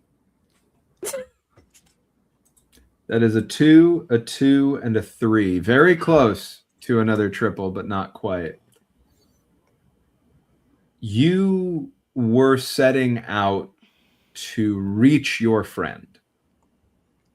You have taken an action that is noticed by an outside entity in a negative way, and you're angry about it. If I remember correctly, it's a question for you. How is it more complicated than anger? What other emotions are mixed in with your Other anger? emotion. As you see Astrid come back to themselves, look you in the eye, and say your name while you rocket toward them through the dark, what other emotions are in what you're feeling other than anger? I think right now, mixed in with that anger, is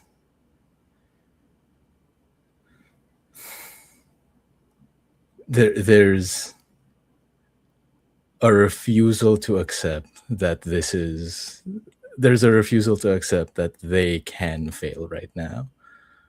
And I'd like to use my rocket move on a dime. Remind the folks at home of your rocket move, please. An expert hand at the break and wheel. You can stop or pivot in an instant once per session. When you fail an action roll, you can immediately shift to a different action. All right. What's the new action you're shifting toward? Uh, I think Max was rocketing straight towards where like Astrid was, and seeing them sort of like wake up and call out for that split second that they maintain their consciousness. I think Max is going to very quickly and physically pivot the bike because they've gotten close enough, and now the action is just grab them and go. I love that. Can Roll me. Yeah, go ahead.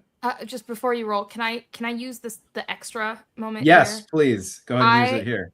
I think given that this is all kind of one collective attempt at shenanigans, I would like my something extra to be that like one of my limbs like is able to move enough that it's a little bit more reachable for Max. Given that I've been hoisted into the air, like I've gained just enough, or I've the attempt to call out has moved at least because mentally I'm trying to like physically reach out as well to Max. So if one of my limbs could just make it slightly easier for Max to grab onto, that'd be great. I would like to not be strung up to the ceiling.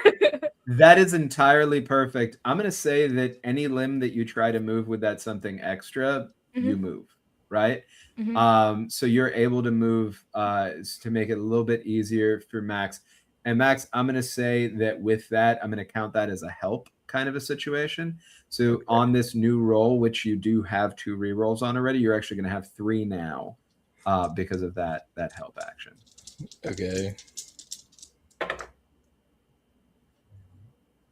Okay. That's a 3, a 1, and a 2. A 3, a 1, and a 2 is a failure, a crisis, and sadness. So would you like to reroll the failure first? Yes. Cool. Everything's bad. How much worse can it get? That's a 3 again. There's no I'm bottom. not asking you, Danny. I am asking the universe. You've got 2 more rerolls. You're gonna reroll the failure again? Yeah. Okay. That's a 4. That's a mixed success. Okay. You're gonna reroll the crisis? Yeah. This is my last reroll, right? Yeah.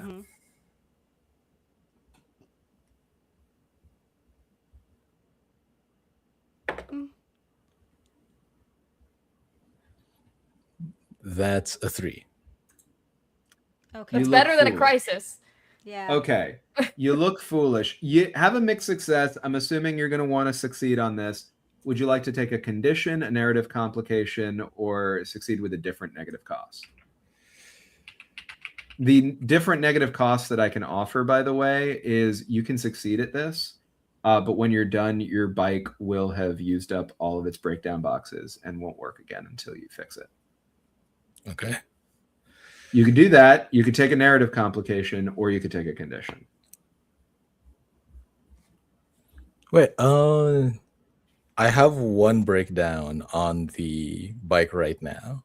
And it says here that when I get an outcome of 4 while using the rocket rig, I can mark a breakdown to turn it into a full success. Can I do that? Yeah, you 100% can do that. Okay. So it is a full success. You don't have to take any of that stuff. How many breakdown? You have 1 more breakdown box. I have left 1 after more that? breakdown before the bike stops working. Cool beans. All right. So you are able to gun it, grab onto this limb that Astrid sort of like moved out towards you, pull them in. How do you look foolish doing this with sadness? And is your sadness an impulse or a question? My sadness is an impulse. It's run away, doesn't matter where, just away. Are you embracing it in this moment?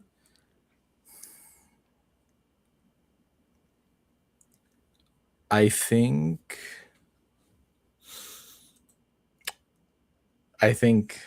no, because right now I don't think they feel sad. I think they're just relieved that their friend is okay. Perfect. Go ahead and describe to me then. You won't get any experience for that, but I think it makes sense. Go ahead and describe to me how, with sadness, you look foolish as you pull Astrid out of the grasp of these living shadows and ride back toward Marisol and Kai. I think from behind, we see Max rocket forward, flashlight in hand, pivot off the front wheel of the bike, and in the same motion, grab Astrid's hand and pivot back to the other side of the tunnel. In theory, it looks very cool. But is very quickly undercut by when they turn around. We see Max full tears rolling down their face, snot going down their nose, and going and like sort of blabbering to themselves, going like, "Oh my gosh, I hope you're okay. That was so scary."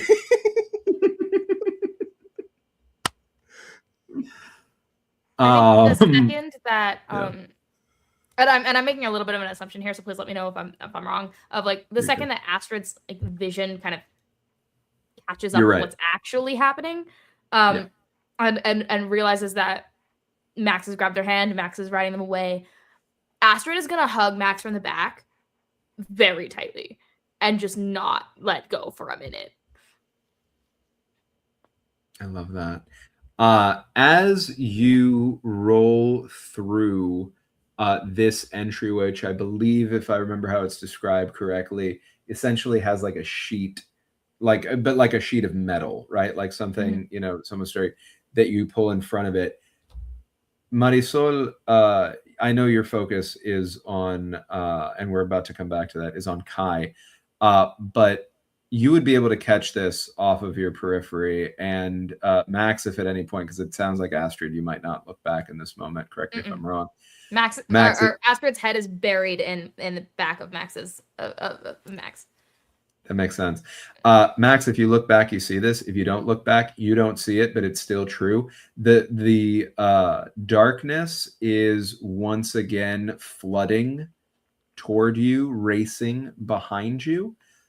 Do you try to make a move when you cross the threshold into this safer space to do anything to keep the darkness from coming in? Either shutting that door as a part of like your landing maneuver, or trying to use light somehow, or doing anything else? If I could make a suggestion, Marisol was by the door, right? I imagine as soon as we break that threshold, Marisol's closing the door. Yeah, I would assume. Mm-hmm. That works. Simultaneous to what just happened, and this will help us see how viable that is. What was your role, Green, for Marisol to try to break through to Kai? So I rolled a 6, a 4, and a 6. Okay, that is a success. You look cool, and that's with love, which is a question or an impulse for you. It is a question, actually. How does your emotion show in your voice or face? How does your emotion show in your voice or face? So as much as Marisol wants to be stoic and angry and have all that come through, she can't help but feel this intense amount of fear and concern that is washing over everything that she's doing and showing completely on her face. So it's a concern not just for Astrid at this moment, but also actually for Kai, for everybody.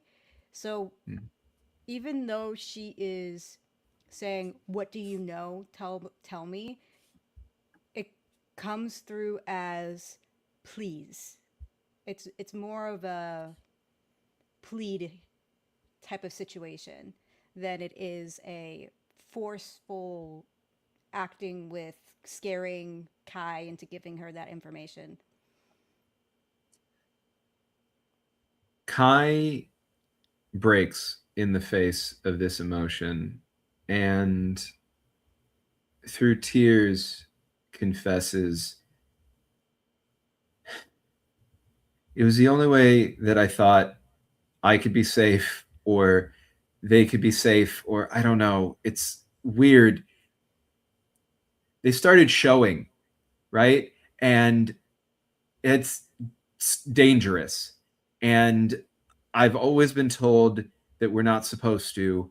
And when Astrid's eyes started changing, I knew it was only a matter of time before it would happen to me or somebody noticed what I was.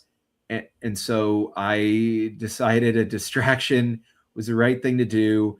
I mood ring eyes, right? Like that's just funny. It's not scary, and maybe it can keep us both safer. I don't know. I wanted other people to look at them so they wouldn't see me. And then everybody started seeing me, and these conspiracy theorist guys kept coming around, and they didn't see what I didn't want them to see, which was good, but they did see what I didn't want them to see with Astrid. And so I was looking for a way to help, and I think I made things worse. I don't know what to do. These things are not the only things coming for all of you or for any of us. And that's about as far as you get before Max and Astrid crash through the threshold. Astrid, Max, you would have been able to hear at least the back end of that if you're in a mindset to pay any attention to it. If you're not, Not that's even a up to little you. bit. Not even a little bit. Yeah, I don't think so. I'm either. a little focused on Max at the moment. Yeah. Marisol, it is in that moment that you hear the sound of Max's bike. You see your two friends come through. Your eyes would be able to dart up if you'd want them to, and you would catch sight of this cascade of flooding darkness coming towards you. What would you like to do? I think with Kai stammering and then her seeing that, which her eyes would definitely pull towards the noise. She would say, "Okay, if you need to do something to help, then help me with this." And she basically tells him and motions for him to help her shut the sheet. He'll give you the help action, so they can do that, and you'll get an extra reroll. You're going to do this with propulsion to do this fast, or Yeah. impact. Okay, propulsion, cool. How many rerolls do you have on propulsion? 2. Okay, I'm going to say that the help cancels out your conditions because you still have 3, so you would take a -1 somewhere in there. So you'll have 2 rerolls overall. Please roll me the 3d6 when you can. Okay, so I got a 1, 3, and 5. So I'm gonna re-roll that one. It's a misfire. Yeah, misfire, look foolish, and thrill. Yeah. Okay, that's a 3. Okay, that's a failure, but that's better than a misfire. It You have is- one more reroll.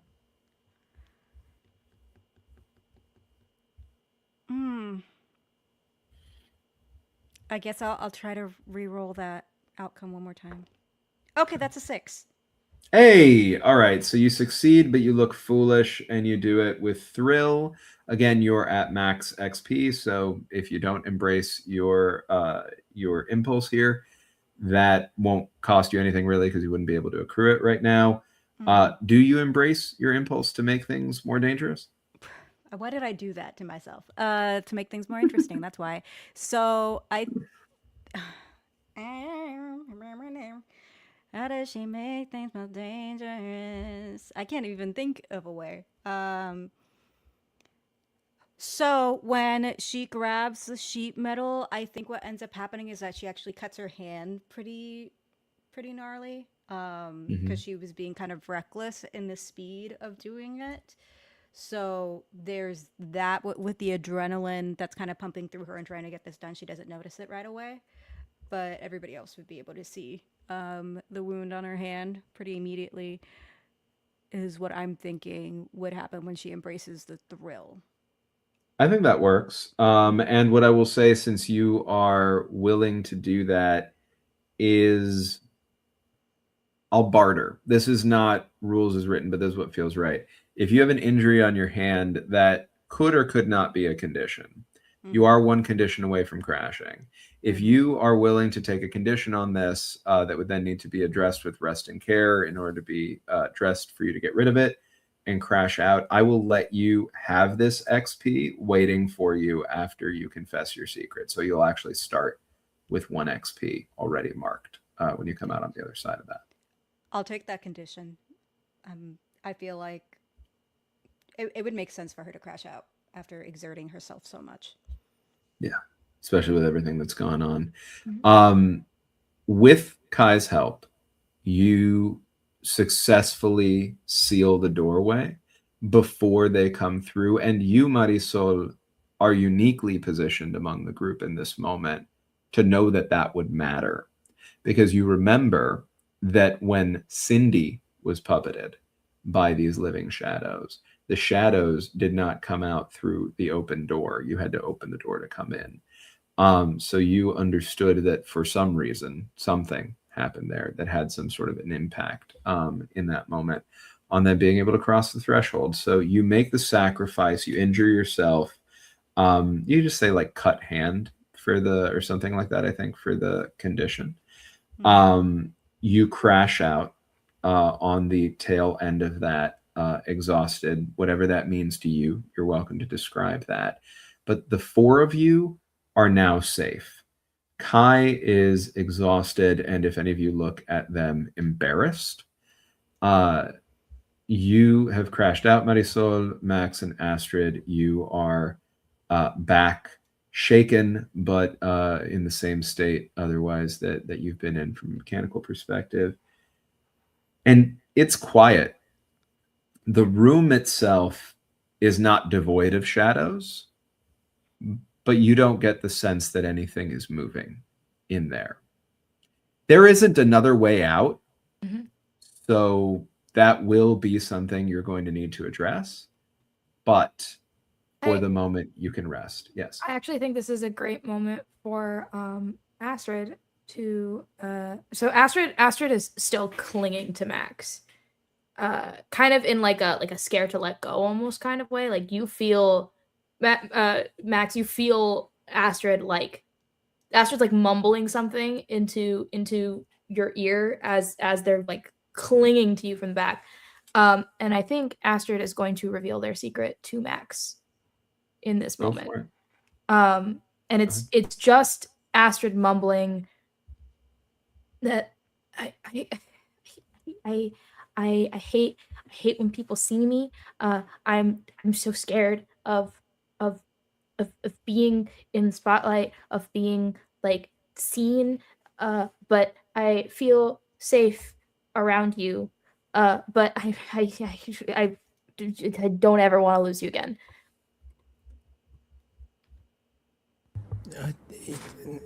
Yeah. I'm glad you're okay too. It's okay.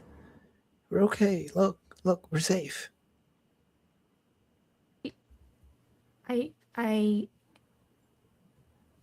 always trying so hard to hide because that's like the best that I can do and the safest that I can be. But this is the first time that I've being friends with you is the first time I felt safe without having to hide, and I like that feeling.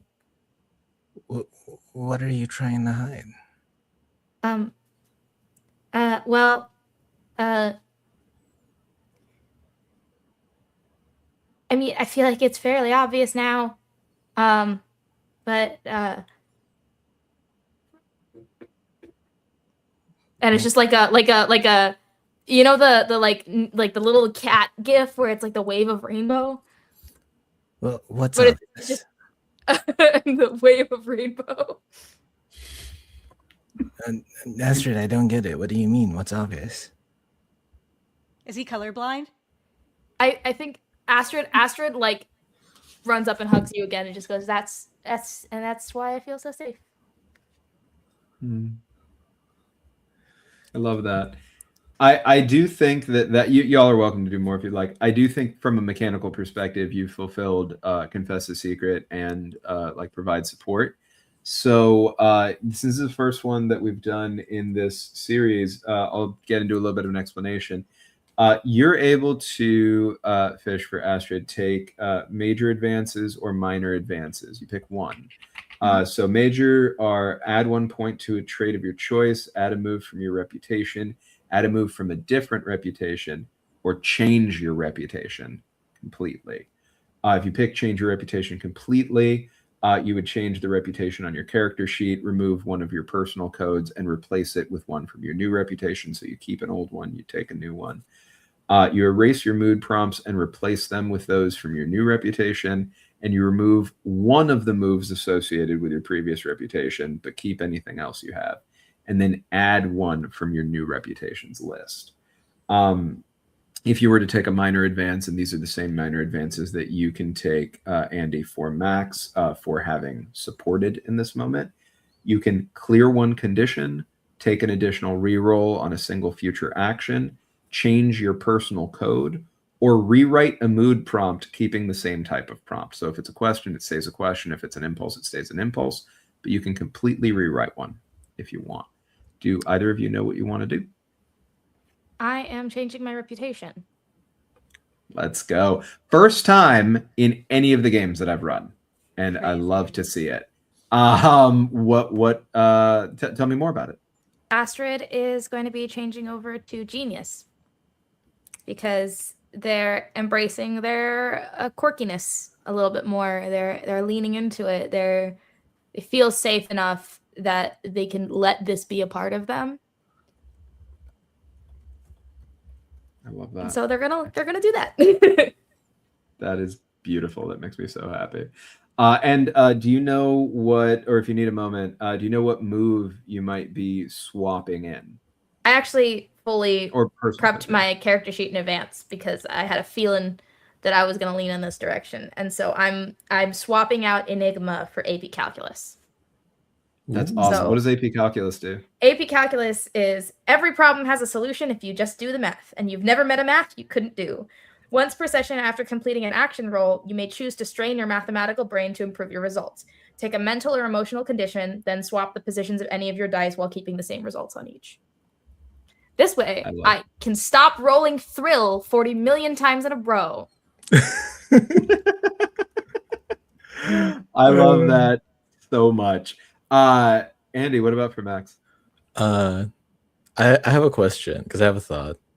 When it says change your personal code, do I have to choose from a list or can I make my own?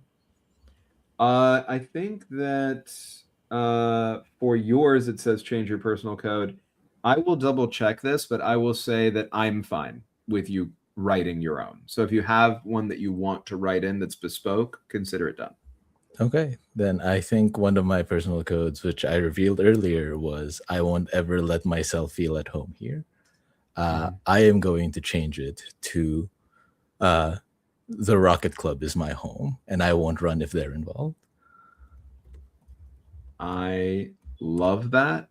That is beautiful and perfect for this. As a part of changing my reputation, I also had to change one of my personal code. And so Astrid changes, I will never be the first to act, to I will always pursue a mystery. I love that. That is fantastic. That is such a beautiful, coherent adjustment that feels really, really good for where things have gone tonight. Thank you both for that.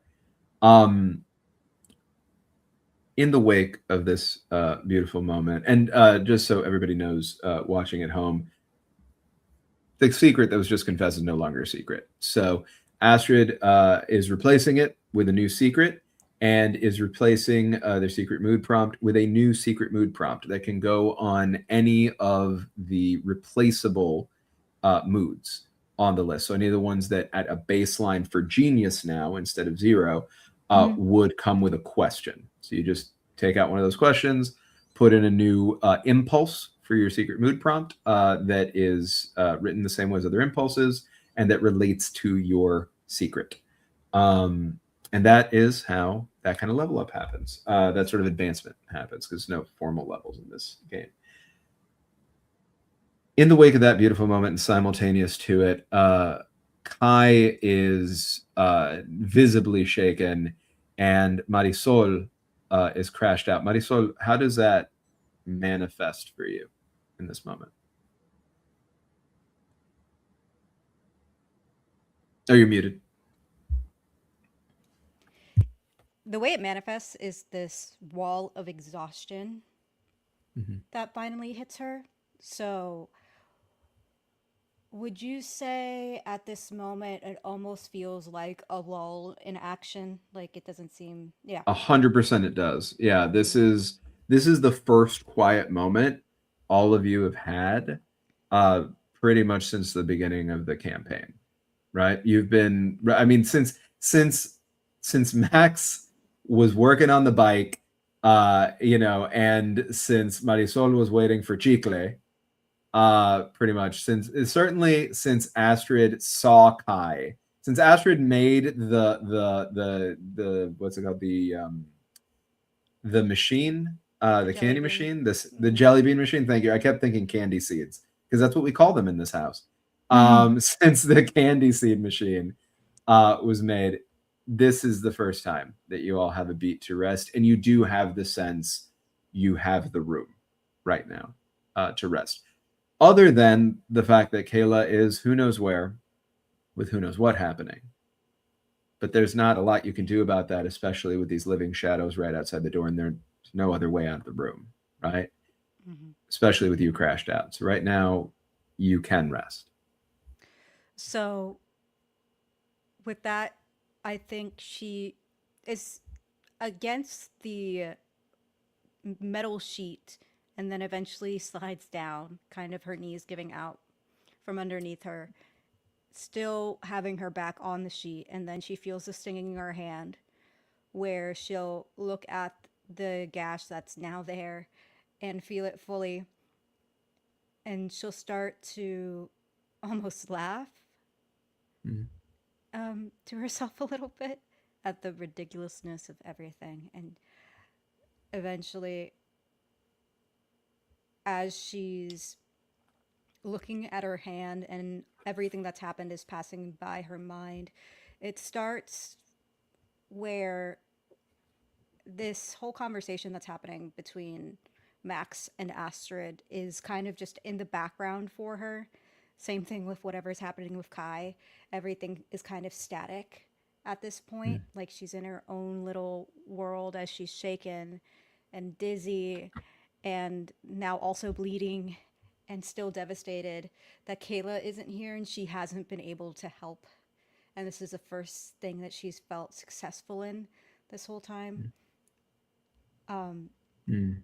But she will go.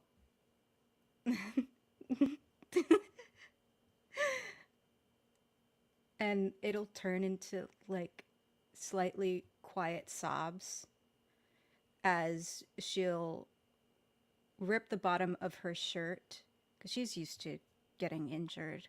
She's done sports. She's pretty reckless when it comes to herself, and wrap her hand with it just to stop the bleeding.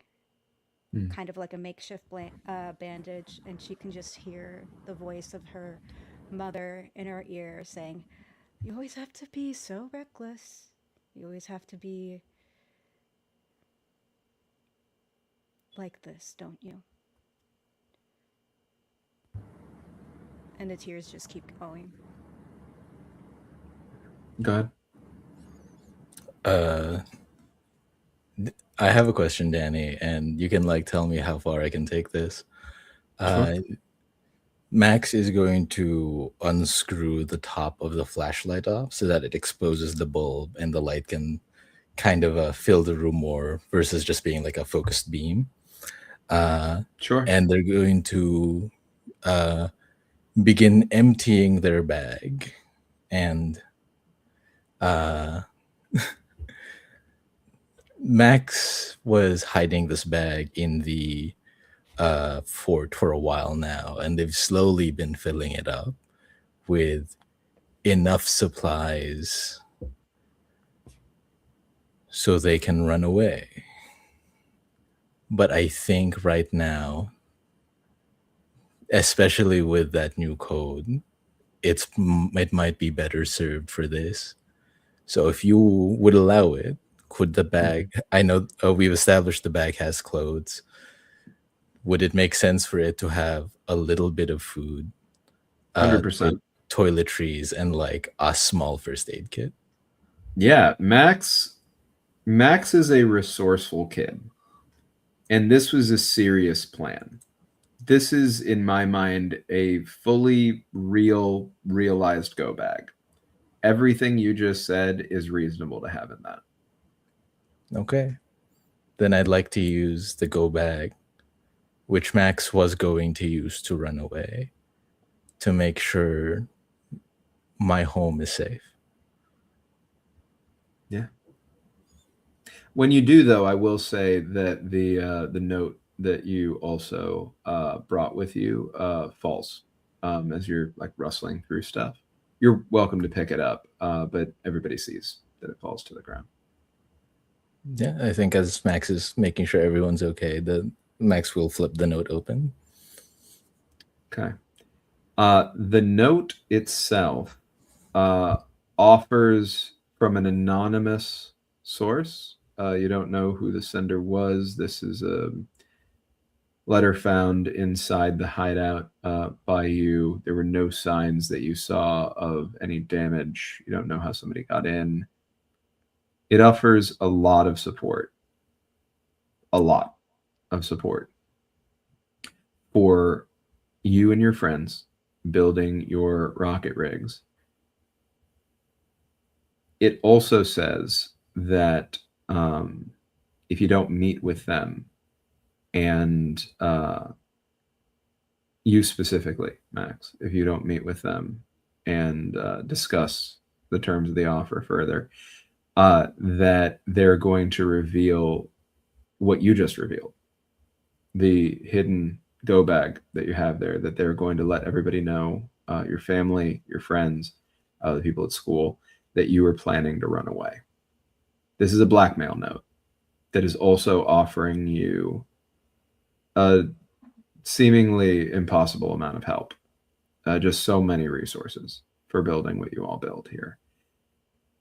And you don't have anything to indicate who it's from, but they do tell you to go meet them at the alien-themed diner on the edge of town.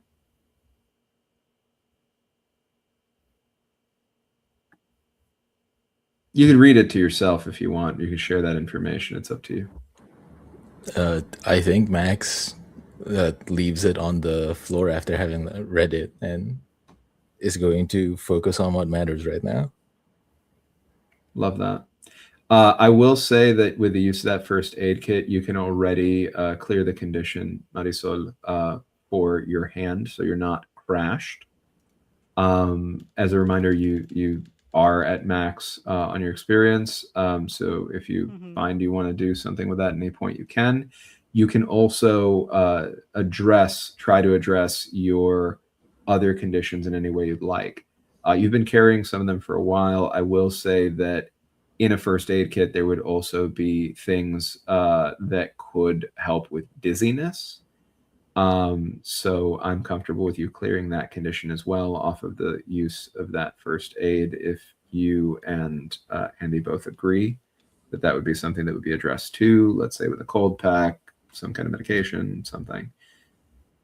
But beyond that, it's up to you to play it out however you'd Would like. I be able to clear vulnerable given the conversation that we were actively having about 100%. Okay. Yeah. You can get rid of vulnerable off of that. Cool. I Winning think- Rocket Club. Yeah, Go. it's time.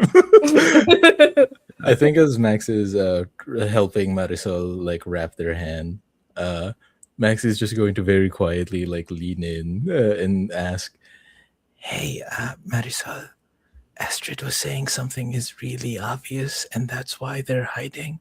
What are they talking about? I'm glad to make sure they're okay, but I don't actually get it." I think Marisol will kind of like wipe her tears. And one of the things about her is that she hates crying. So this is really rare for her. So the fact that he's even mentioning this right now is just kind of like, are we really talking about this? And she takes a deep breath and she says, her eyes change color, and so does her skin. And I'm not quite 100% sure what that's all about. Oh, she was being really nice and vulnerable about it. Should I not mention that I'm colorblind? I knew it. I knew it. Yeah, just don't mention it, please. Thank you for the help. Hey, we're gonna be okay. We're not gonna be okay. Everything's gonna change. What do you mean? Like, what? The place is a mess. We're being hunted down by some weird, crazy shadow people and like a cult, and and my house isn't gonna be the same anymore. And Well, what do you mean our house isn't gonna be the same anymore?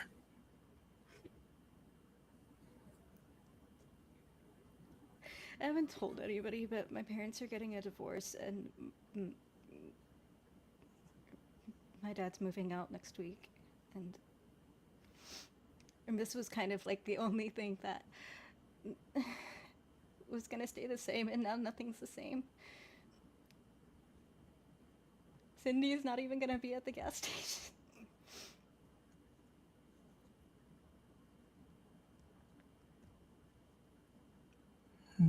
Oh, I'm sorry.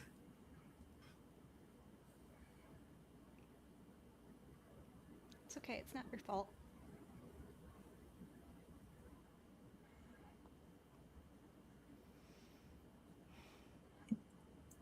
We'll be okay. I know we're gonna be okay. I know things are bad now, but we made it here. We're safe. We're safe in here at least. And we're gonna get Kayla back. I think Astrid's kind of just like quietly listening from a little bit further in. It kind of like walks a little bit closer and just goes, I mean, we always figure it out. We'll figure this out too. And you can feel Kai walk off to the furthest side of the room that they can. And Astrid, you feel Kai's stare on you. Oh. I think Astrid takes a deep breath in and is currently facing Max and Marisol. You watch as Astrid just like this wave of rage across Astrid's face, and then it's just, and Astrid pivots and just starts marching towards Kai. Before we find that, Marisol, Max confessed and supported.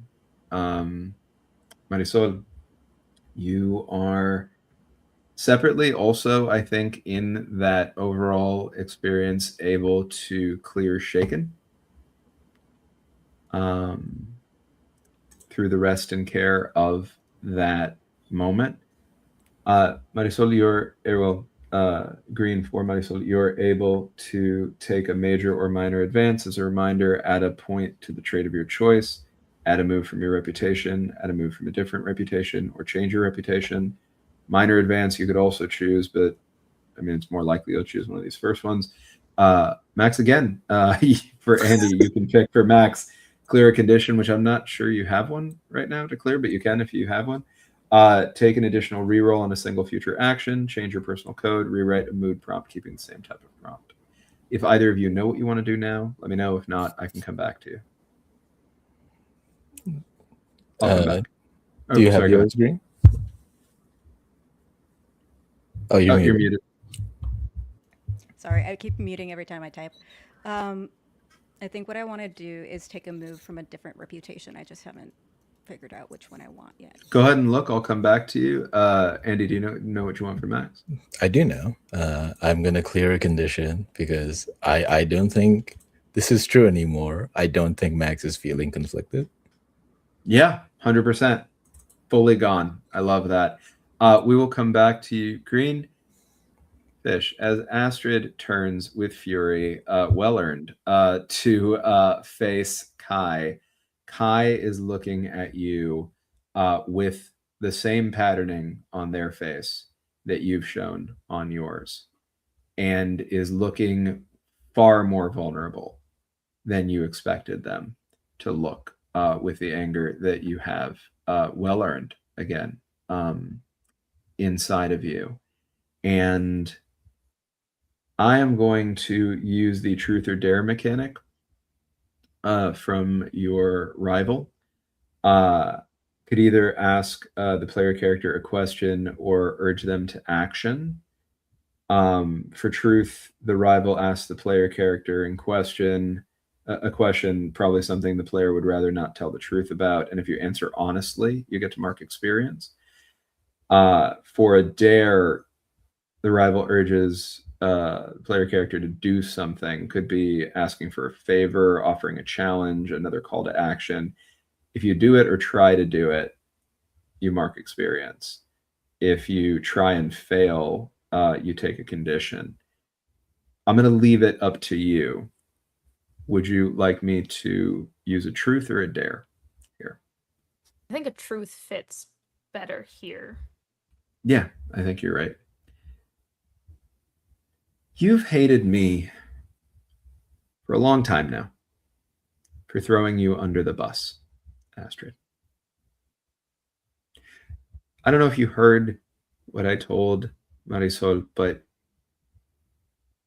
if you did, now you know why I did it. I was scared. You showing everyone what you are didn't just impact you.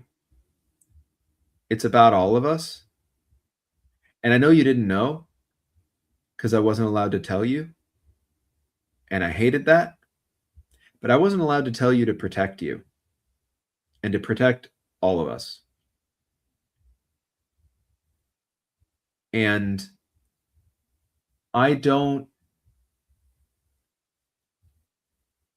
it's not easy having to carry it around and hide it, but people aren't going to understand, Astrid. And now that you know I'm exactly like you and I'm scared, I have to ask you something. If the roles were reversed, if my eyes had just started to change color first and you were the one terrified of the adults taking you away or something else worse happening to you, to your family, to everybody who you care about, would you have protected me? Or would you have thrown me under the bus too, hoping that at least then only one person you care about maybe gets hurt, and maybe nobody does because maybe people don't believe it, or you could hide it in plain sight or whatever I thought would work. If I was scared, I was scared actively all the time. But I was alone, fighting through my fear by myself. And I still didn't make it your problem. If the roles were reversed, I would never do to you what you did to me. I couldn't imagine being that. And Astrid takes a breath, pulls back a little bit.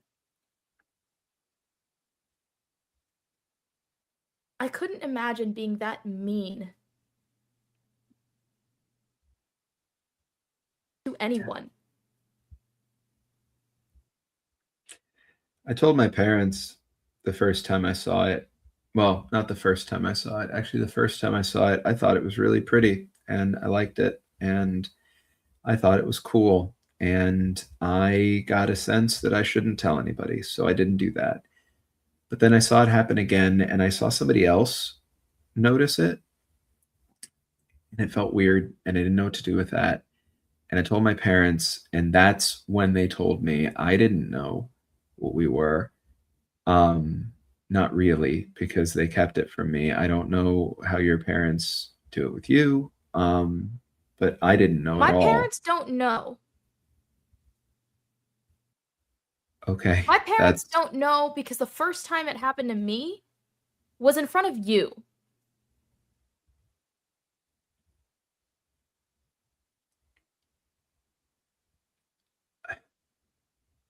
I don't know what to say. I was trying to do what I thought was right.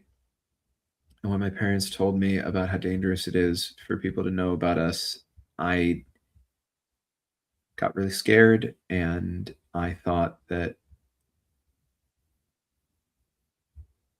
there's no excuse for what I did, and I'm sorry. I want to help now. I was here for you. I've known like the whole time that you had this place. I know you. Like it's you think that I don't care, but I've been worried the wrong people were going to find out about you, and so I've been paying attention to stuff. And when I found out that they had a list of you and your friends and whoever else, not me, apparently, which is great, but I'm still here, right? It isn't just about these guys over at the diner, these cult dudes. They're bad, but a lot more happening. These things that grabbed you out there, we call them the pursuers. I don't know what they're really called. They don't care about us really. They're looking at the sky.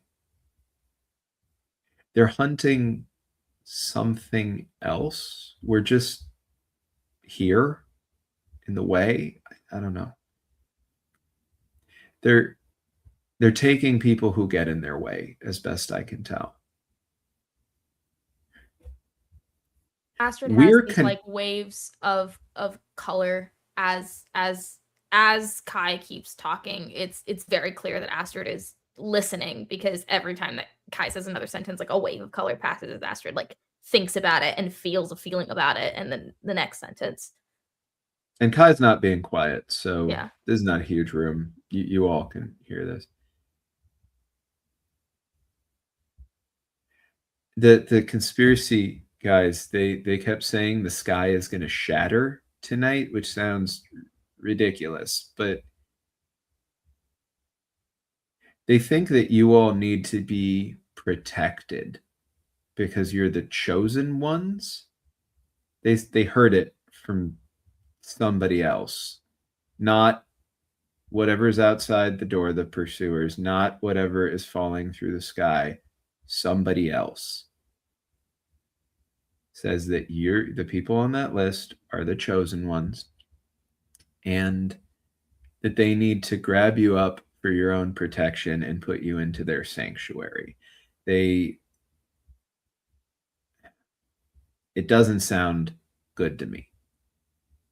Well, I figure they get you, they get me, they get my parents, they lock us in there, and they think we're going to survive some kind of mass extinction. I think something really bad is going to happen. well, thank you for finally being forthcoming with the information. It's a little bit late for that, but appreciated nonetheless. Okay, when you got here, those guys were cornering me, and then you like punched somebody or whatever. You like went right at them, and like then your friends rode in, and one of them came on a bike, and another one called them pedophiles, and a third one shot one in the chest, and then we ran into the field, and then there was like a jelly bean smelling rocket thing that came in and caught fire to everything, and some shadows. I'm sorry, All there's a right, lot we that's don't been happening. we don't need a full recap. We were You there said for that- that. Yeah, so you're saying that they're trying to protect us. So does that mean that Kayla's okay for now? No, I think those guys are something's wrong with them. They're What was your first Hang on. clue? not safe. Hang on, I- before we get into the rest of all Yeah. of that, I have something to say to you. Yeah. You asked me if the roles were reversed, if I would do to you what you did to me. And the answer is flatly no. But what I am going to do right now is something that I wish someone had done to me. I wish someone had done for me. And I'm going to do for you because I couldn't imagine being that cruel. Would you like to join Rocket Club?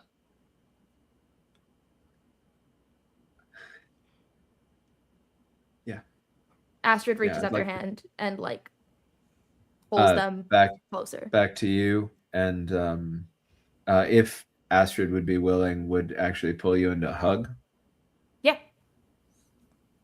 and fully cries into your shoulder for a I little think bit. Astrid doesn't expect like the full hug and just kind of stands there like this for like a second before like Super oh, fair. oh Yeah. shit, it worked. Yeah. We're friends again. I will say from a mechanical perspective, you can keep them as a crush in a non-romantic way if you want, and still have the same thing happen I'm cool with that. as a rival. Yeah. Mhm. When they come out of that, they are able to share. I think Yeah. if it's cool, I would like to actually keep them as a rival, but more as like a friendly Perfect. rival, because I think it would fit better with Also their works. dynamic still being like super competitive with each other. Also, super duper works can be a rival, but like a frenemy, you know? Yeah. Kind of deal. I think Yeah. that's beautiful. Yeah. So when they come out of that, they're able to share a bit of information with you all that makes it clear that as far as they know, the most likely place that Kayla has been taken is some kind of bomb shelter that is rumored to exist as a holdover from when those were more prevalent under the alien themed diner at the edge of town. That there's like a freezer there allegedly, that if you get in, there's supposed to be, you move something and there's like a secret passage, and there's a bomb shelter that, you know, Kai's never seen it, but their guess is that they're there one way or another, right? Like whether that's true completely or not, that's probably where they're taking her, but they've probably grabbed up more people. There are more people on the list than just the four of you. Kai doesn't know everybody who's on the list, but came over here worried about you all, is worried about your parents, brings up that about their parents, is brings up that all of your families don't know where any of you are, points out that you're trapped, right? That the living shadows are on the other side. Says, I don't see another way out here. I don't know if there's another way that you know about. And I'll say above table, we had not established there being another way out, but you can work on stuff. So what is on your plates now, having taken some rest and care, having some secrets confessed, having a reconciliation with a rival, still rival, but now of a different sort. You need to figure out a way out of here whenever you decide to do that. Now or later, you could try to wait things out for the morning, see if anything helps with that. You need to figure out what you want to do about Kayla. And you need to find out more about what's going on, because it sounds like there's multiple kinds of aliens involved, and some of them are maybe very concerned with you. The cultists certainly are. Some of them seem to not, like they're doing their own thing and you're just kind of getting caught in the crossfire, right? That's where we're going to leave you today, with all of that ahead of you, for the top of where we find you next week. So thank you very much, everybody, for that. The one other thing I will mention as a preview for next week that none of you see, but Neon, hey Neon, you do, is Kayla comes to with a bag roughly pulled off of her head. And blurry eyes sees they're not alone. They look around and see multiple other people with bags over their heads too. And some water gets splashed on their face, cold. It's shocking. It doesn't feel great. And a light is shined on them, and they see the faces masked of one of these conspiracy theorists, clearly. And they say, "We're going to come back for you soon." And they step out of a door in this concrete and metal room and shut it. And Kayla looks over. Is that Jaime? And that's where we're going to leave it. So yeah, thanks everybody. Have a great night. Before you go, let's find out where we can find all these lovely and wonderful people who told this story together with me tonight, starting with Andy. Hi. My name's Andy. My pronouns are they, any. You can find me on social media. Some of them's Andy8, some of them's eb_Andy. I'm bad at consolidating usernames.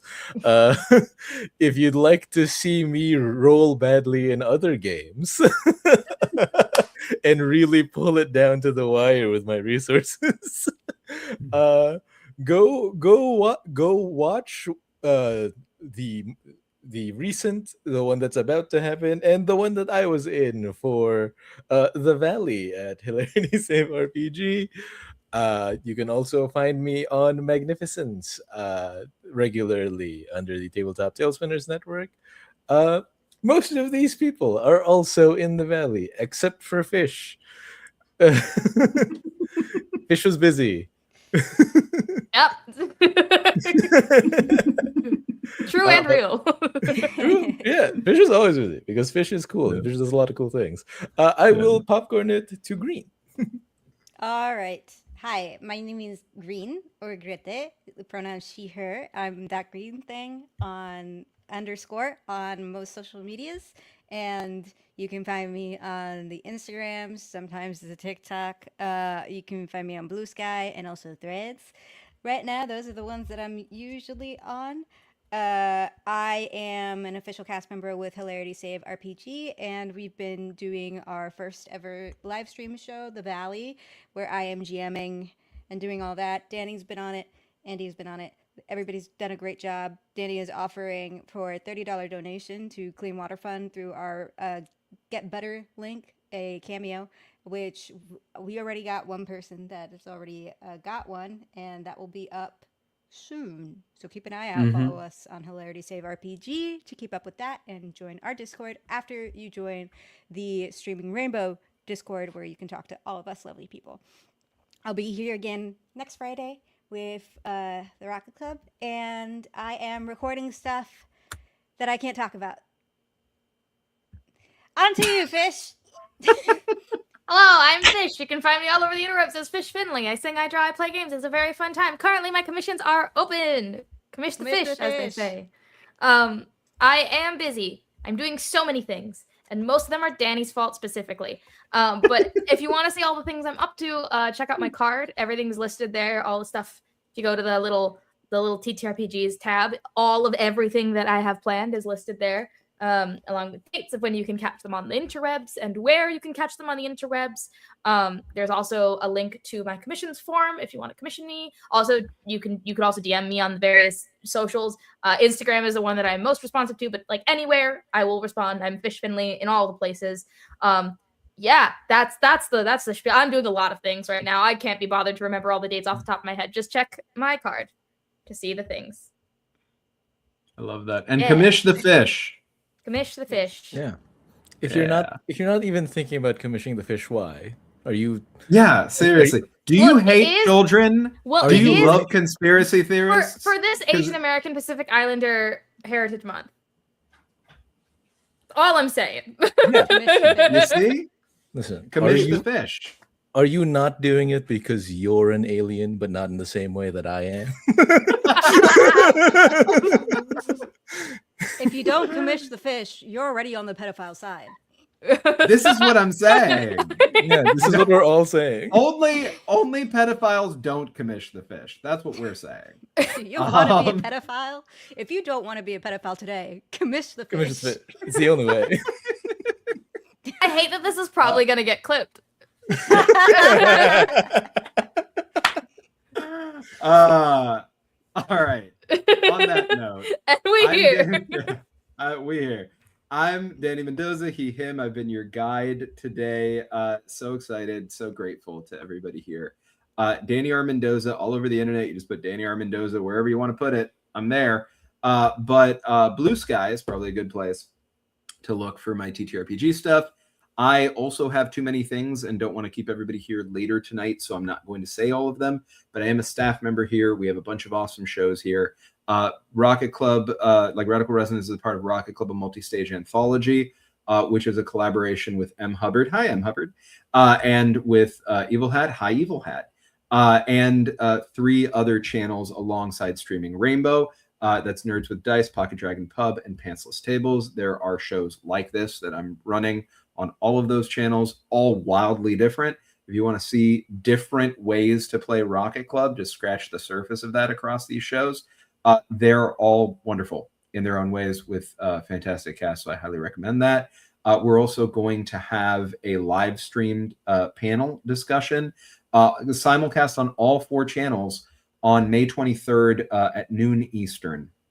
And that is going to feature people from all of these shows, from Centrifuge, which was also here on Streaming Rainbow and was not run by me, was run by M. It was the first ever actual play of Rocket Club a little bit earlier this year, in March of this year, which I also recommend you check out here in our backlog at Streaming Rainbow. And it's going to be moderated by myself. We're going to talk about all 5 shows, and we're going to talk about the open playtest process and the process of actually making the game. It's going to be great.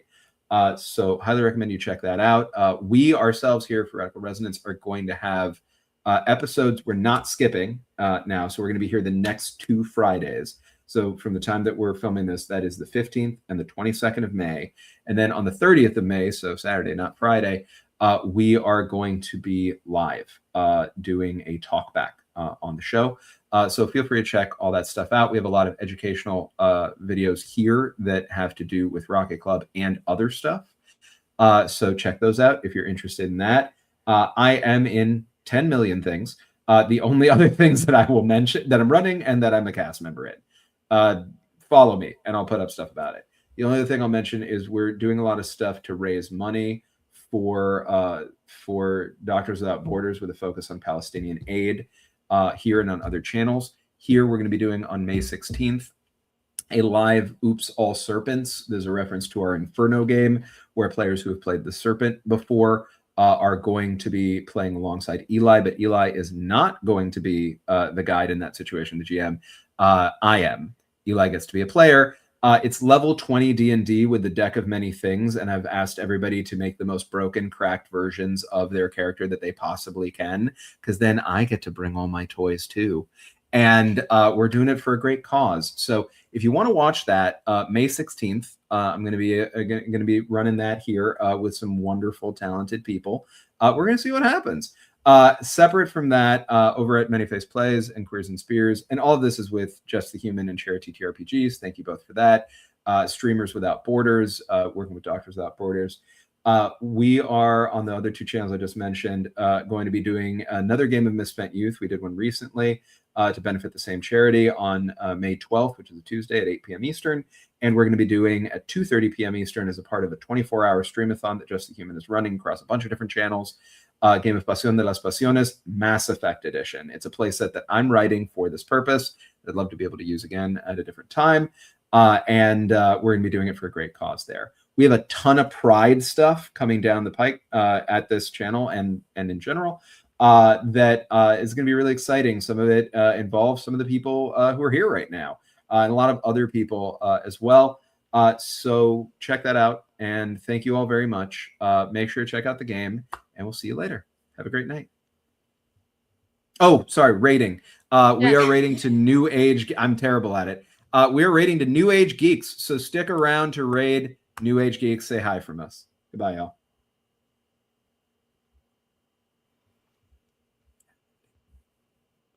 And we out. Not yet. It still says live. They can hear us. I love that. I love that at the very end of these, they're gonna get just like a little bit of us